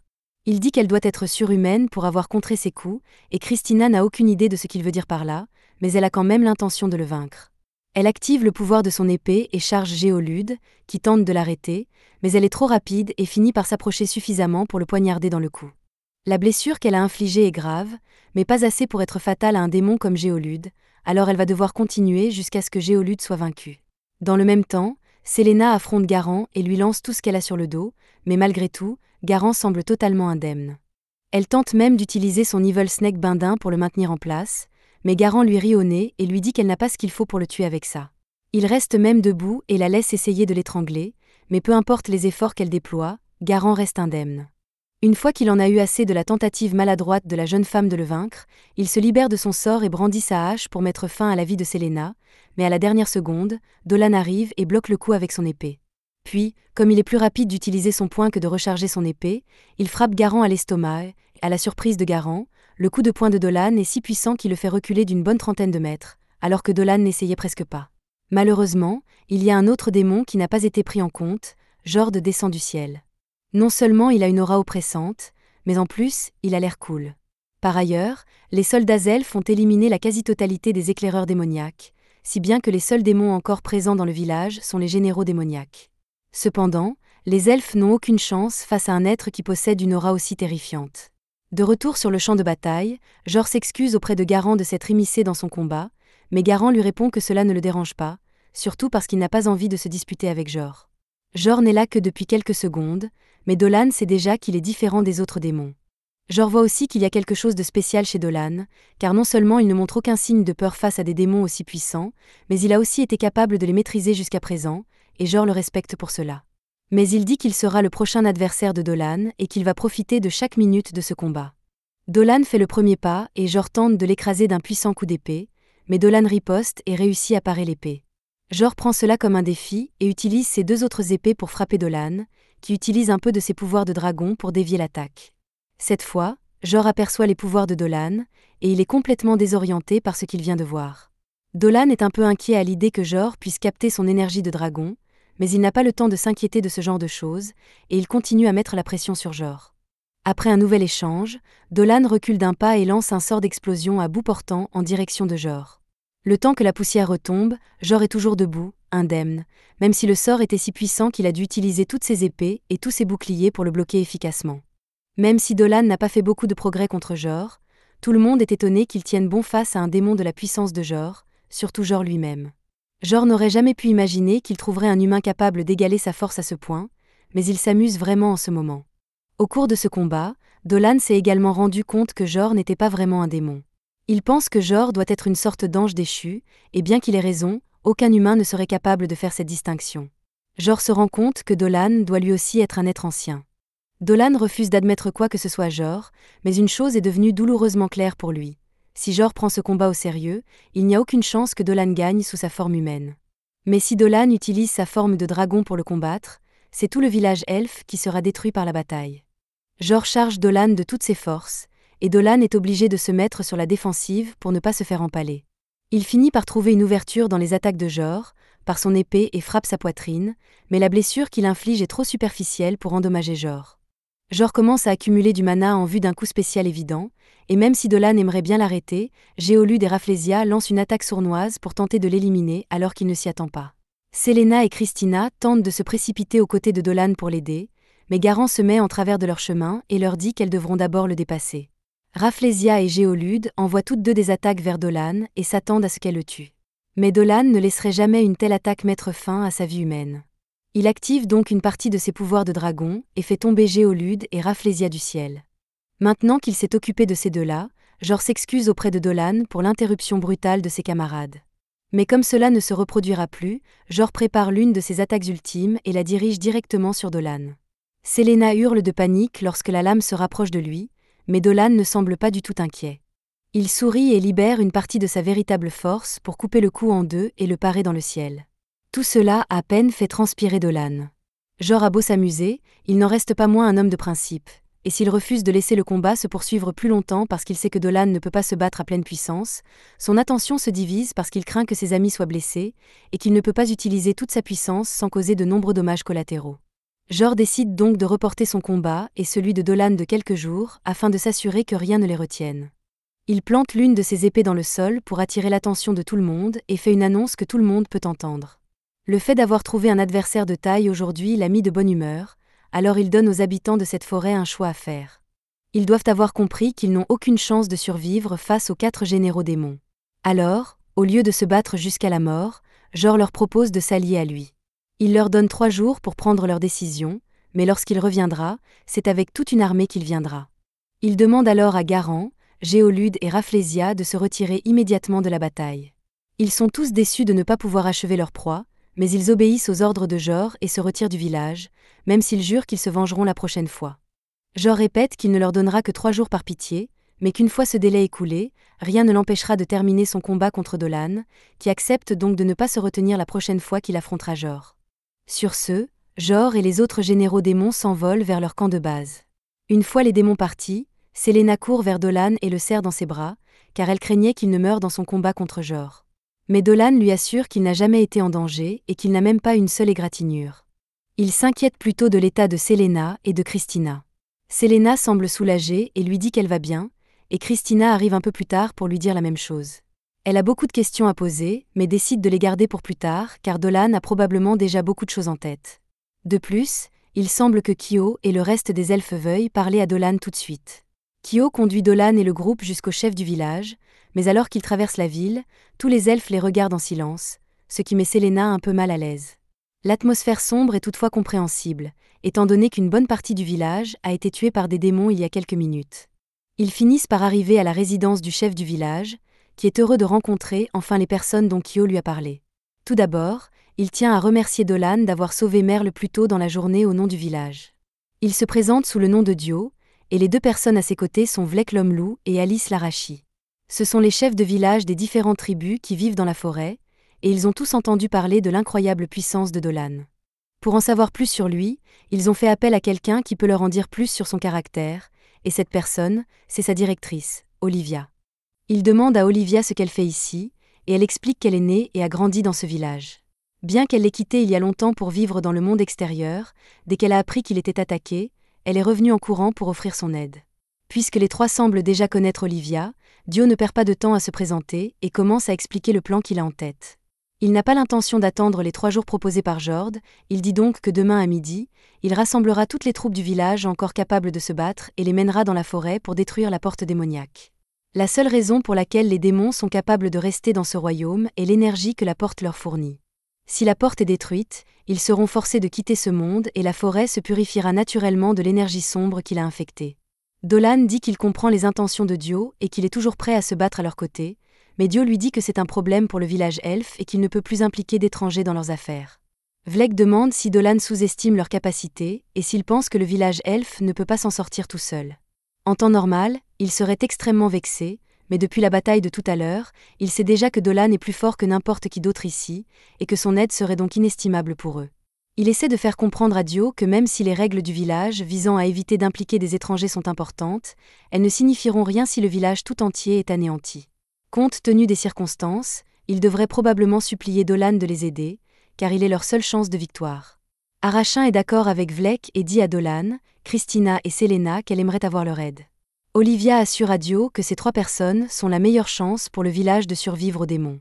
Olivia a demandé de l'aide supplémentaire à la capitale avant de venir ici, mais cela va prendre un certain temps avant qu'ils n'arrivent, alors elle dit qu'ils sont seuls jusqu'à ce que les renforts arrivent. Dio comprend maintenant la situation et accepte l'aide du groupe de Dolan. Dolan voit bien que le chef veut vraiment assurer la sécurité du village, et il est prêt à faire tout ce qu'il faut pour y parvenir. Pendant ce temps, près de la porte démoniaque, Géolude pique une crise et tue plusieurs soldats démons parce qu'il n'a pas pu battre Christina, et Rafflesia fait de même parce que Diadora l'a touché.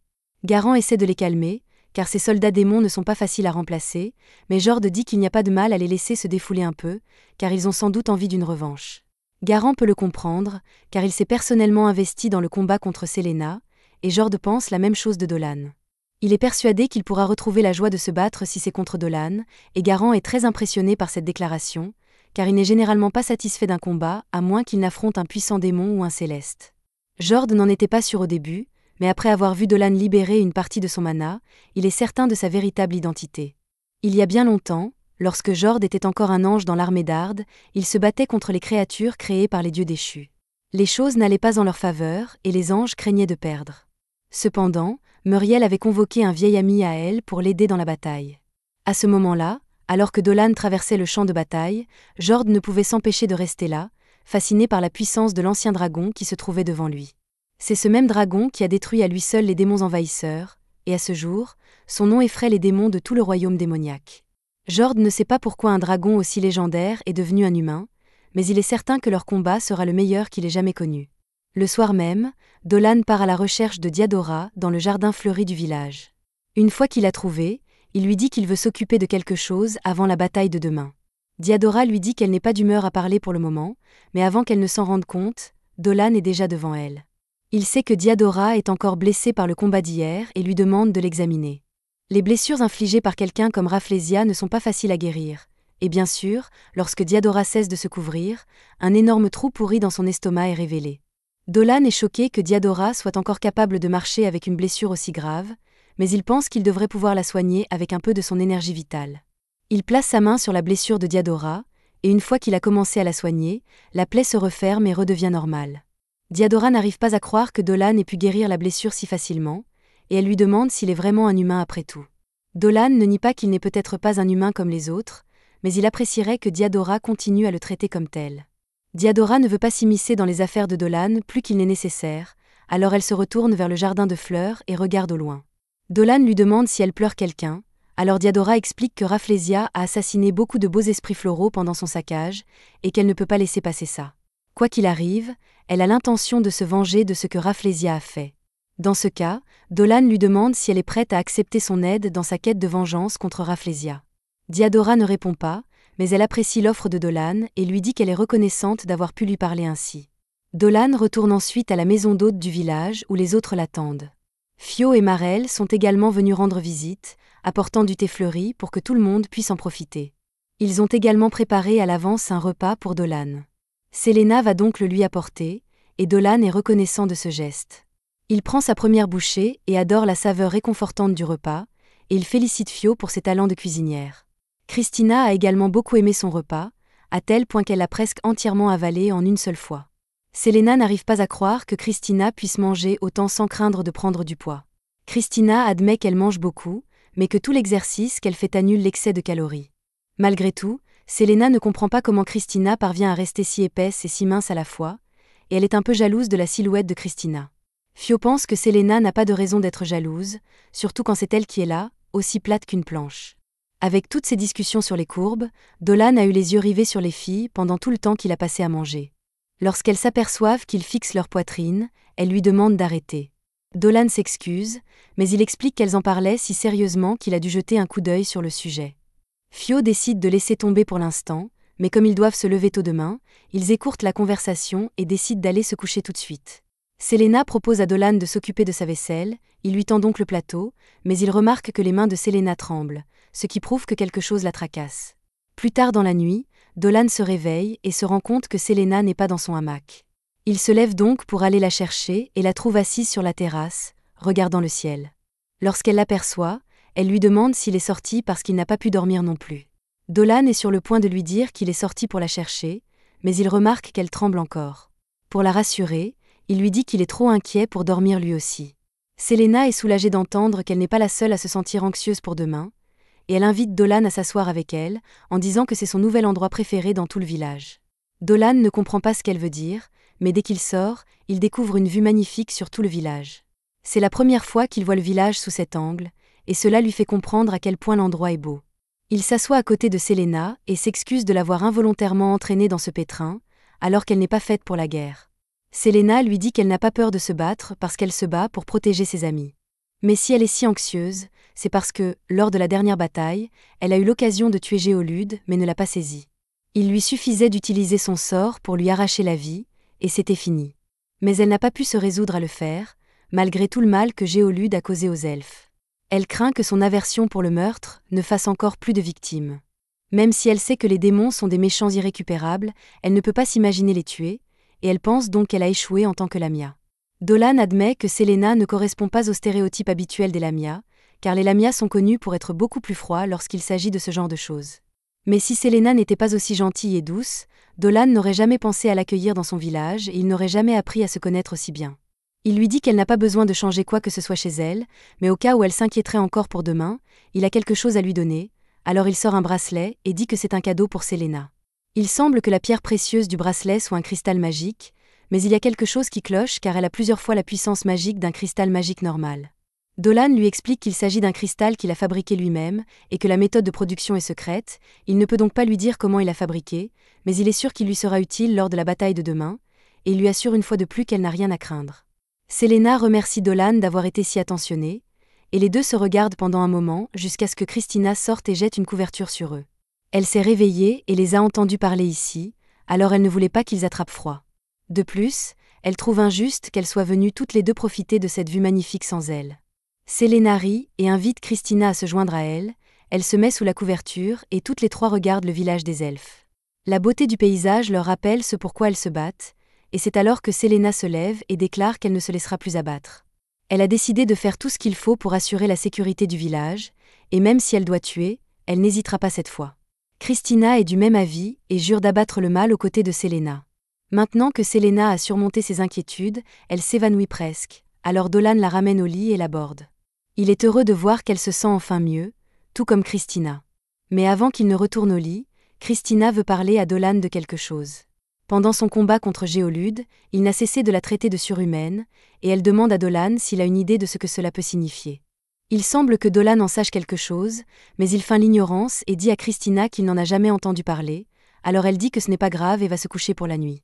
Le lendemain matin, tous les guerriers du village ont été rassemblés et sont prêts à venger leurs camarades tombés aux mains des démons. Ils partent immédiatement à l'assaut des portes démoniaques. Comme prévu, ils se répartissent en différents groupes pour s'attaquer à la porte principale ainsi qu'aux 3 portes auxiliaires. Les elfes, les Pobets et les guerriers Ashman s'occuperont des portes auxiliaires. Quant à la porte principale, Dolan, Celaena et Christina se chargeront de la détruire. En chemin, les démons font leur apparition, Gio et son équipe d'elfes se séparent donc pour les occuper pendant que Dolan et les autres continuent à se diriger vers la porte. Mais tout à coup, Celaena sort de la calèche et dit qu'elle va aider Gio et les autres à s'occuper des démons.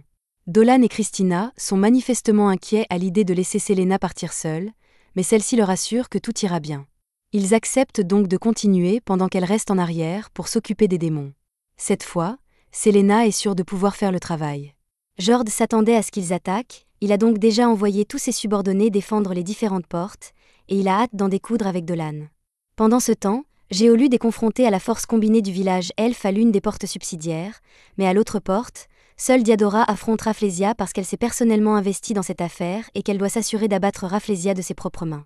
Pendant ce temps, Kyo et les autres soldats elfes tentent d'abattre Garant, mais ils se rendent vite compte que c'est une mauvaise idée, car Garant est en train de les démolir à lui tout seul, et il n'essaie même pas de le faire. Garant leur dit que leurs faibles attaques ne le blesseront jamais, et il n'a pas tort, car il est complètement indemne alors que les autres sont sur le point de s'effondrer. Les elfes n'abandonnent pas pour autant et le visent encore une fois. Mais avant qu'ils ne puissent tirer, un tas de rochers géants tombe du ciel et écrase Garant. C'est Celaena qui est à l'origine de ce coup, mais même elle est surprise car son attaque est bien plus puissante qu'à l'accoutumée. Fio est surprise de voir Celaena ici, car elle pensait qu'elle se dirigerait vers la porte principale avec les autres, mais Celaena avait l'impression que Garant serait trop difficile à gérer pour les gens ici, alors elle a décidé de venir l'aider un peu. Cela dit, son sort était peut-être puissant, mais il n'a pas suffi à abattre Garant, qui s'est donc extirpé des rochers. Il reconnaît la magie de Celaena, et il est impatient de la combattre à nouveau, alors il espère qu'elle aura plus de mal cette fois-ci. Celaena est toujours nerveuse à l'idée de se battre contre lui, mais puisque Dolan croit en elle, elle va croire en elle aussi et se battre avec tout ce qu'elle a. Pendant ce temps, Dolan et Christina sont dans le carrosse qui se dirige vers la porte principale, et Christina s'inquiète vraiment pour Celaena car, même si elle est avec Kyo et les autres, elle n'est pas sûre que Celaena puisse affronter Garant. En toute honnêteté, Dolan n'est pas sûre qu'elle puisse le supporter non plus, mais elle semble déterminée à renforcer sa résolution, et Dolan veut donc l'encourager autant que possible. Cela inquiète encore plus Christina, qui commence à penser qu'elle devrait retourner aider Celaena, mais Dolan l'en empêche et lui dit qu'il est sûr que Celaena se débrouillera bien toute seule. Il lui a même donné une puissante pierre magique pour l'aider dans son combat, elle devrait donc être plus forte que la dernière fois qu'elle a affronté Garant. Quoi qu'il en soit, Christina reste très inquiète et s'apprête à repartir pour aider Selena, mais à ce moment-là, le cocher les informe qu'ils approchent des portes de la prochaine filiale. L'idée de Vlek était d'envoyer une bande de personnages secondaires pour combattre Géolude, mais je peux vous dire que ce n'était pas une bonne idée, car Géolude ne fait que s'amuser à ce stade. Il a même eu le temps d'égorger ce type et s'apprêtait à pénétrer les filles araignées avec sa lance, mais avant que cela ne se produise, Christina arrive sur le carrosse et le percute de plein fouet. Dolan est toujours en route vers la porte principale pour affronter Jord, il n'est donc pas là pour aider Christina, mais elle est sûre qu'elle peut se débrouiller toute seule. Christina demande aux filles araignées de rassembler le plus grand nombre possible de survivants et de partir dès que possible. Géolude finit par se remettre sur pied, et il est surpris de voir que Christina est là pour le combattre. Il espérait personnellement avoir l'occasion d'affronter Dolan, mais il est heureux de l'écraser en attendant. Christina a vraiment besoin d'en finir rapidement pour pouvoir rattraper Dolan. Elle ne perd donc pas de temps et libère toute la puissance de son épée pour mettre Géolude à terre rapidement. Géolude pense que cela va être amusant, il s'excite et déclare que ce sera un combat à mort. Il charge Christina et tente de la poignarder, mais elle s'esquive et tente de riposter avec un coup de taille, qu'il parvient à bloquer. Il continue de frapper Christina, mais elle esquive à nouveau et, cette fois, elle réussit à donner un coup net sur la tête de Géolude, laissant une bosse visible. Il lui dit qu'il est impressionné par ses capacités de surhumaine, mais Christina n'a toujours aucune idée de ce qu'il veut dire lorsqu'il parle d'elle. De son côté, Dolan est en train de courir vers la porte démoniaque principale, et il est sûr que Christina sera capable de s'occuper de Géolude toute seule. Pour gagner du temps, il se transforme partiellement et commence à voler avec ses ailes de dragon pour atteindre la porte plus rapidement. Pendant ce temps, Rafflesia et Diadora se préparent à se battre, et comme Rafflesia ne veut pas que quelqu'un les interrompe comme la dernière fois, elle crée un dôme autour d'elle. Rafflesia commence alors à créer son brouillard toxique, mais Diadora refuse de la laisser faire, alors elle crée une petite tempête de vent pour disperser le brouillard. Rafflesia la félicite d'être capable de contrer son brouillard toxique, mais le brouillard n'est pas le seul tour qu'elle a dans sa manche, alors Rafflesia génère une boule d'énergie et la lance sur Diadora.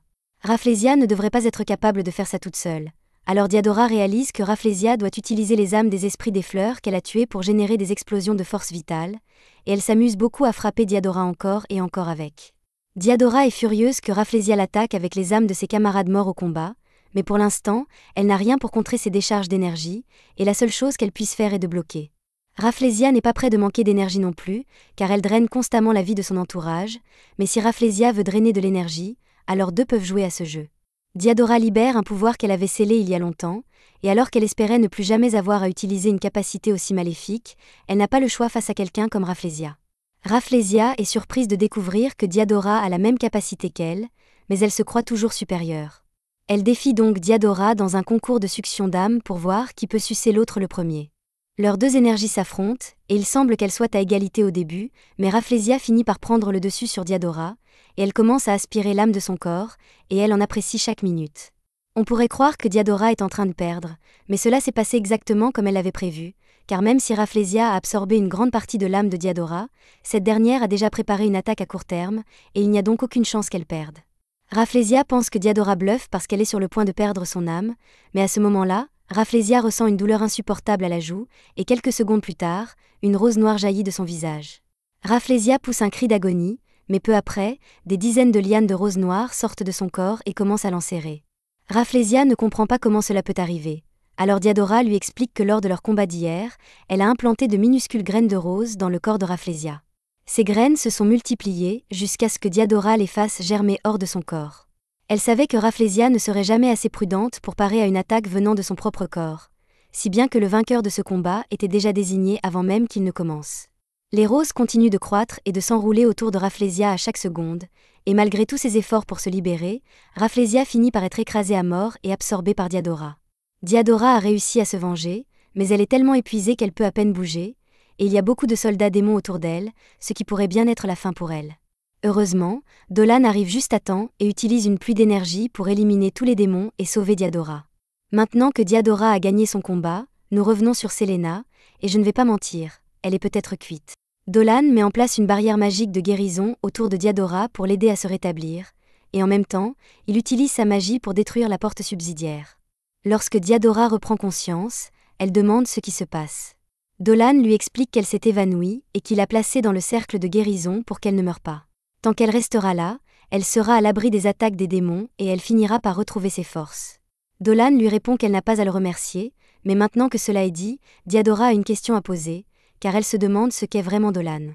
Dolan lui répond qu'il n'est qu'un humain, mais si elle se demande pourquoi il a des ailes, il lui explique que son âme est encore celle d'un dragon de sa vie passée.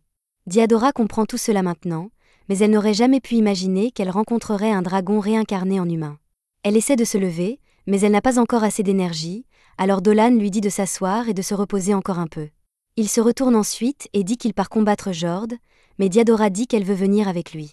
Dolan essaie de refuser poliment son aide et lui dit qu'il va prendre l'avion et que Diadora ne pourra pas le suivre, mais elle insiste toujours et essaie de le persuader de l'emmener avec lui. Dolan la regarde fixement et lui dit carrément qu'il serait plus facile de combattre Jord sans Diadora, puisqu'elle est un poids mort, et elle ne peut pas nier ce fait, alors elle souhaite à Dolan bonne chance dans son combat.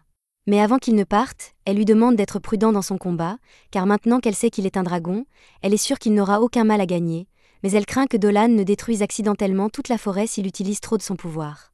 Pendant ce temps, les elfes font de leur mieux pour repousser Garan, tandis que Fio et Kyo tentent de soigner les blessures de Selena. Selena est à peine consciente, mais alors qu'elle reprend enfin conscience, elle jette un coup d'œil à sa queue et y voit un énorme trou. Le choc l'assomme à nouveau, et étant donné qu'aucun d'entre eux ne sait utiliser la magie de guérison, il aurait sans doute été préférable de laisser la branche en place. Mais Kyo la retire, laissant Selena avec un énorme trou dans le corps qui la fera certainement saigner. Heureusement, la gemme magique créée par Dolan est dotée d'une fonction de guérison automatique, et la blessure de Selena commence à se refermer presque immédiatement. Kyo et Fio sont soulagés que Selena aille bien, mais ils n'ont pas le temps de se réjouir, car Garan est en route à l'instant même, et Fio et Kyo décident de se sacrifier pour donner à Selena une chance de s'échapper. Ils réveillent Selena et lui disent que si elle court par là, elle devrait pouvoir sortir indemne de la forêt. Selena refuse d'abandonner ses amis pour se sauver elle-même, mais elle n'est pas en état de se battre, et Fio veut s'assurer qu'elle survivra d'une manière ou d'une autre. Par ailleurs, le combat entre Christina et Géolude semble bien se dérouler, car elle parvient à infliger des dégâts considérables, mais Géolude est toujours debout, et elle lui demande combien de temps il compte faire durer l'affrontement. Géolude répond qu'il s'attendait à un défi puisque Christina est une surhumaine, mais qu'elle a réussi à dépasser ses attentes. Christina ne sait toujours pas ce qu'est un surhomme, alors elle demande à Géolude de lui expliquer, mais il est surpris que personne n'ait jamais pris la peine de lui dire ce qu'elle est. Puisqu'elle ne le sait pas, il décide de l'éclairer sur l'histoire des surhommes et lui explique qu'ils sont l'apogée de la race humaine. Bien qu'ils soient de simples humains, ils possèdent des capacités et une intelligence qu'aucune personne ordinaire ne peut espérer égaler.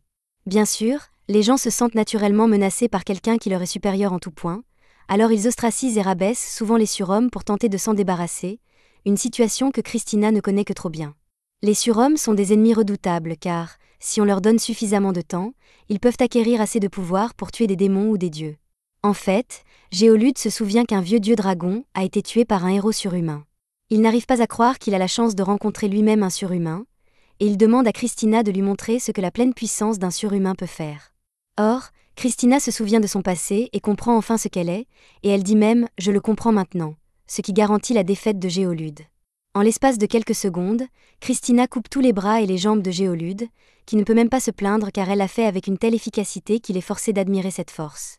Alors que Christina décapite enfin Géolude, elle rappelle que le héros et le dieu dragon étaient amis, mais que le héros a trahi son ami, et que le dieu dragon doit donc en vouloir au héros pour ce qu'il a fait. Près de la porte principale, Dolan affronte enfin Jord, qui lui témoigne le plus grand respect, car il se sent honoré d'avoir la chance de combattre quelqu'un d'aussi grand que Dolan. Cependant, il sait que Dolan ne pourra pas utiliser toute sa force tant qu'il sera dans ce monde. Il l'invitait donc à franchir la porte et à entrer dans le royaume des démons, afin qu'il n'ait pas à s'inquiéter des dommages collatéraux. Alors que Dolan et Jord descendent tous deux dans le royaume des démons, nous revenons au combat de Selena, qui est toujours en proie à un dilemme interne, car elle ne veut pas blesser son ennemi, mais elle sait que si elle ne fait rien, ses amis seront blessés à leur place. Fio lui a dit de s'enfuir, et honnêtement, chaque cellule du corps de Selena lui dit de s'enfuir aussi, mais elle sait qu'elle ne peut pas abandonner ses amis. Fio et les autres essaient de gagner du temps pour que Selena s'échappe, alors Fio utilise un sort d'attachement aux plantes pour maintenir Garan en place pendant que les autres s'attaquent à ses membres. Garan est impressionné par le travail d'équipe dont ils font preuve, mais le travail d'équipe n'a qu'une portée limitée lorsque l'on manque de puissance. Pendant tout ce temps, Garan n'a même pas pris le combat au sérieux, mais il commence à en avoir assez de se moquer de ses faibles, alors il montre toute l'étendue de ses capacités et sort des vrilles en forme de bâton de son estomac. Il leur explique qu'il est capable de modifier librement la forme de son corps pour l'adapter à ses besoins, ce qui lui permet d'être très créatif dans la façon dont il les découpe. De l'autre côté des arbres, Selena entend les cris d'agonie de ses amis, et elle ne supporte pas de les entendre souffrir, mais elle est encore dans un état lamentable, et elle ne peut presque pas bouger. Malgré tout, ses amis ont besoin d'elle, alors elle se tourne vers le bracelet que Dolan lui a donné et espère qu'il lui donnera la force de faire ce qu'elle a à faire. À ce moment-là, Garand a battu Kyo à plate couture, et il commence à en avoir assez, car Kyo était trop faible pour se battre. Il s'apprête donc à l'achever une fois pour toutes, mais à la dernière seconde, Selena arrive et utilise une chaîne de terre pour attraper Garand. Kyo et Fio sont surpris de la présence de Selena, car ils avaient l'intention de se sacrifier pour qu'elle puisse s'enfuir, mais Selena dit qu'elle est toujours prête à se battre avec eux. Garand est ravi de voir que Selena va se battre à nouveau, car elle est un adversaire de taille pour lui. Garand l'attaque donc avec ses vrilles, mais Selena ne plaisantait pas lorsqu'elle a dit qu'elle était là pour se battre. Elle invoque son esprit de serpent pour arracher les vrilles de Garand, puis lui assène un énorme coup de poing de titan pour l'assommer. Pendant que Garand est à terre, Selena demande à Fio et Gio de sortir d'ici, car on ne sait pas combien de dommages collatéraux elle pourrait causer pendant ce combat. Alors que les deux se retirent, Garand se relève et s'en réjouit, car il semble que Selena veuille enfin prendre ce combat au sérieux, mais Selena ne perd pas de temps à parler et lance immédiatement une attaque aérienne sur lui. Elle ne fait pas beaucoup de dégâts à Garand, mais ce n'est pas grave puisqu'il s'agissait seulement d'une distraction pour qu'elle puisse préparer son attaque principale. Selena commence à psalmodier le sort pour activer ses yeux maudits, et une fois qu'elle regarde Garand, il est figé sur place. Selena enchaîne alors cette attaque avec ses esprits de serpent à pleine puissance, et Garand se rend compte qu'il pourrait vraiment être en difficulté. Alors il se libère des yeux maudits de Selena et commence à repousser les serpents. Cependant, grâce à l'augmentation de puissance que Selena a reçue de la gemme de Dolan, les serpents dégagent une telle puissance qu'ils rappellent à Garand Dolan lui-même, et dans l'instant qui suit, il se fait découper en deux. Selena a finalement vaincu Garand et protégé ses amis comme elle le souhaitait. Pendant ce temps, du côté de Dolan, Jord et lui se sont enfin installés sur le lieu de leur combat, mais même si Jord a déclaré que c'était son domaine, l'endroit semble plutôt démuni. Jord explique à Dolan qu'il n'est employé comme mercenaire que par la famille royale de la Pègre, et qu'il n'a donc pas les moyens d'engager un paysagiste, mais cela ne devrait pas avoir d'incidence sur leur combat. Ici, ils peuvent brandir leurs épées sans hésitation, et Jord est impatient de voir toute la puissance du premier dragon primordial. Il dégaine son épée et se prépare au plus grand combat de sa vie. Dolan est prêt à lui accorder son combat, mais il prévient Jord qu'il l'effacera de l'existence une fois vaincu. Jord charge d'abord sur Dolan, mais lorsque ce dernier passe à la contre-attaque, Jord sent le danger et décide de reculer à la dernière seconde. Au lieu d'un affrontement direct, Jord opte pour un coup de taille à longue portée qui fauche le ciel et la terre. Cependant, lorsqu'il lance ce coup sur Dolan, ce dernier le contre facilement et le détruit. De retour dans l'Overworld, Selena et les autres elfes se dirigent vers la première porte pour retrouver Dolan, et en chemin, ils rencontrent Christina. Christina est heureuse de voir que tout le monde va bien jusqu'à présent, et Diadora rejoint bientôt le groupe. Diadora devait faire partie de l'équipe de Kyo, mais elle est partie faire ses propres affaires car elle voulait se venger de quelqu'un. Kyo leur demande alors s'ils savent où se trouve Dolan. Christina leur explique que Dolan est à la porte principale des démons et qu'il combat Jord.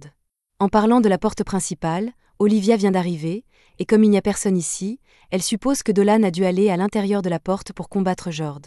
Elle regarde un peu autour d'elle et trouve un cercle magique sur le sol avec une gemme à l'intérieur, mais juste à ce moment-là, les différents chefs de village arrivent aussi, et ils disent qu'ils ont fini de s'occuper de tous les soldats démons dans la région, alors ils demandent où est Jord pour qu'ils puissent l'aider à le combattre. Olivia leur explique que Jord est retourné dans la porte avec Dolan pour se battre. Dès qu'Archin l'apprend, elle se dit que c'est peut-être l'occasion rêvée de mettre fin à ce cauchemar. S'ils scellent simplement la porte maintenant, Jord n'aura plus aucun moyen de retourner dans leur monde, mais il en ira de même pour Dolan. Vlek réfléchit vraiment à l'idée d'abandonner Dolan au royaume des démons après qu'il se soit tant battu pour les sauver, mais même si c'est déshonorant, elle pense qu'il vaut mieux sacrifier une personne plutôt que de risquer la vie de tous les habitants de la forêt une fois de plus. Pendant ce temps, dans le royaume des démons, Jord donne tout ce qu'il a pour combattre Dolan, mais ce dernier par ses attaques sans effort et lui assène un coup de poing si dévastateur qu'il brise complètement le masque de Jord. Jord est projeté dans les airs et s'écrase contre des rochers, mais il n'en a pas fini et se relève, car il veut encore montrer à Dolan l'étendue de ses talents d'épéiste. À l'extérieur de la porte, les autres arrivent, et dès qu'ils entendent le plan des chefs du village de fermer la porte alors que Dolan est encore à l'intérieur, ils s'opposent immédiatement à l'idée. Ils ne peuvent même pas croire que les anciens soient prêts à envisager une telle idée, mais les anciens justifient leur décision en disant que leur priorité est de rétablir la paix dans cette forêt. Tant que la porte est ouverte, rien ne garantit qu'un démon encore plus puissant ne se présentera pas. De plus, si Dolan perdait son combat, ce serait catastrophique pour eux. Selena hurle qu'elle a assuré à Dolan qu'il ne perdrait jamais, mais même si Archin veut le croire, elle n'a aucune garantie que Dolan va gagner. Malgré tout, Selena leur dit que si Dolan était assez confiant pour combattre Jord seul, il doit sûrement avoir un moyen de gagner. S'il avait eu peur de mourir, il aurait simplement attendu l'arrivée des renforts du royaume, mais au lieu de cela, il a choisi de se battre au péril de sa vie, alors ils ne peuvent pas le trahir de la sorte. Diodora est d'accord avec Selena et dit aux anciens que s'ils sont assez lâches pour abandonner leur ami juste pour éviter les démons, ils perdront toute la fierté qu'ils avaient en tant qu'habitants de cette forêt. Voyant que tout le monde croit en Dolan à ce point, les anciens décident de revenir sur leur décision et de tout miser sur la victoire de Dolan contre Jord. Jord pense encore avoir une chance contre Dolan et exécute sa technique des 4000 coups, pensant qu'au moins un coup touchera Dolan, mais ce dernier esquive sans effort chacun de ses coups, et Jord tente alors de le frapper avec une vague d'énergie. Dolan aurait pu se contenter d'esquiver la vague, mais il décide de la contrer en envoyant une explosion d'énergie, ce qui a pour effet de repousser Jord. La force de l'explosion est si puissante qu'elle attire l'attention d'une femme du royaume des démons, mais Dolan est toujours concentré sur son combat contre Jord. Alors que Jord tente de se faufiler derrière lui, Dolan perd patience et commence à couper les bras de Jord, un par un, avant de l'achever en le tranchant en deux. La découpe est si parfaite que la mort de Jord est retardée, ce qui leur laisse le temps de prononcer les derniers mots. Dolan ne respecte pas Jord en tant que personne, mais il le félicite pour sa combativité, et entendre cela de la part du dieu dragon est un tel honneur que Jord en est ému aux larmes. Dolan lui dit alors que c'est sa punition pour toutes les vies qu'il a prises lorsqu'il a envahi la forêt, et qu'il devrait donc déjà disparaître. Jord accepte son sort, mais ne regrette rien car c'est la meilleure mort qu'il pouvait espérer. Le combat de Dolan est enfin terminé, mais il y a encore des problèmes car il a réussi à attirer l'attention de la reine des démons, et tout comme Jord, elle est impatiente de combattre à nouveau le dieu dragon après tant d'années. De retour dans l'Overworld, tout le monde regarde nerveusement le portail pour voir ce qui en sortira, et à leur grand soulagement, Dolan en sort seul et indemne, ce qui signifie qu'il a été victorieux contre Jord. Selena est ravie de voir que Dolan va bien, et elle se précipite pour l'accueillir. Ensuite, Dolan aide tout le monde à détruire la porte principale, et le problème des démons est officiellement réglé. Une grande fête est organisée au village en l'honneur de leur sauveur, et les anciens du village s'excusent sincèrement auprès de Dolan de l'avoir presque abandonné dans le royaume des démons, mais Dolan n'y voit pas vraiment d'inconvénient. Il ne s'attendait même pas à ce qu'une fête soit organisée en son honneur, mais Kyo lui répond que c'est tout à fait normal puisqu'ils disent au revoir à un ami. Ils aimeraient vraiment qu'il reste avec eux dans leur village, mais ils ne peuvent rien y faire puisqu'il doit rentrer chez lui. Tout à coup, Fio sort, et elle a réussi à convaincre Selena et Christina d'enfiler ses tenues, alors elle demande à Dolan ce qu'il en pense. Dolan est un homme très direct, et à en juger par la concentration de son visage, il est clair qu'il aime ce qu'il voit.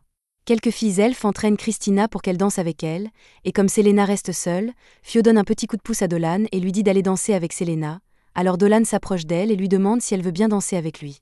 Selena accepte volontiers, et pendant qu'elle danse avec Dolan, Selena lui parle de sa dispute avec Garant et du fait qu'elle avait d'abord l'intention de s'enfuir. Même après l'énorme déclaration qu'elle a faite, elle n'était toujours pas assez forte pour gagner, mais ensuite elle a tenu la pierre magique que Dolan lui a donnée, et elle a eu l'impression qu'il la protégeait par derrière, alors elle le remercie de l'avoir tant aidée. La nuit se prolonge, la fête est pratiquement terminée, et Selena s'est évanouie, ivre, sur les genoux de Dolan. Dolan s'est bien amusé ce soir, il est donc prêt à aller se coucher, mais il entend quelqu'un chanter une belle chanson, il devient curieux et s'approche pour savoir d'où elle vient. Il découvre que la personne qui chante est Christina, et que la chanson parle d'un héros qui tue un dragon blanc soi-disant maléfique, et quand Christina le remarque, elle s'excuse de l'avoir dérangé avec sa chanson. Dolan lui dit qu'il n'a pas à s'excuser parce qu'il a adoré son chant, mais il est un peu curieux de la chanson qu'elle chantait, alors il lui demande où elle l'a apprise. Christina lui dit que la chanson est transmise dans sa famille depuis des générations, mais quand Dolan lui demande s'il y a d'autres paroles, comme ce qui est arrivé au héros après qu'il a tué le dragon, Christina se sent mal à l'aise et lui dit que la chanson n'a pas de deuxième couplet.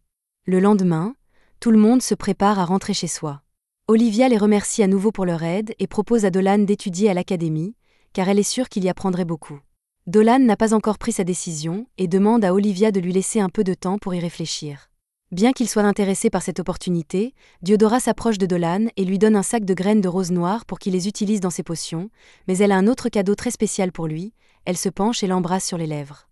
Selena est gênée de voir cela, mais aussi contrariée de ne pas avoir été la première à le faire, alors elle crie et demande à Diodora ce qu'elle fait.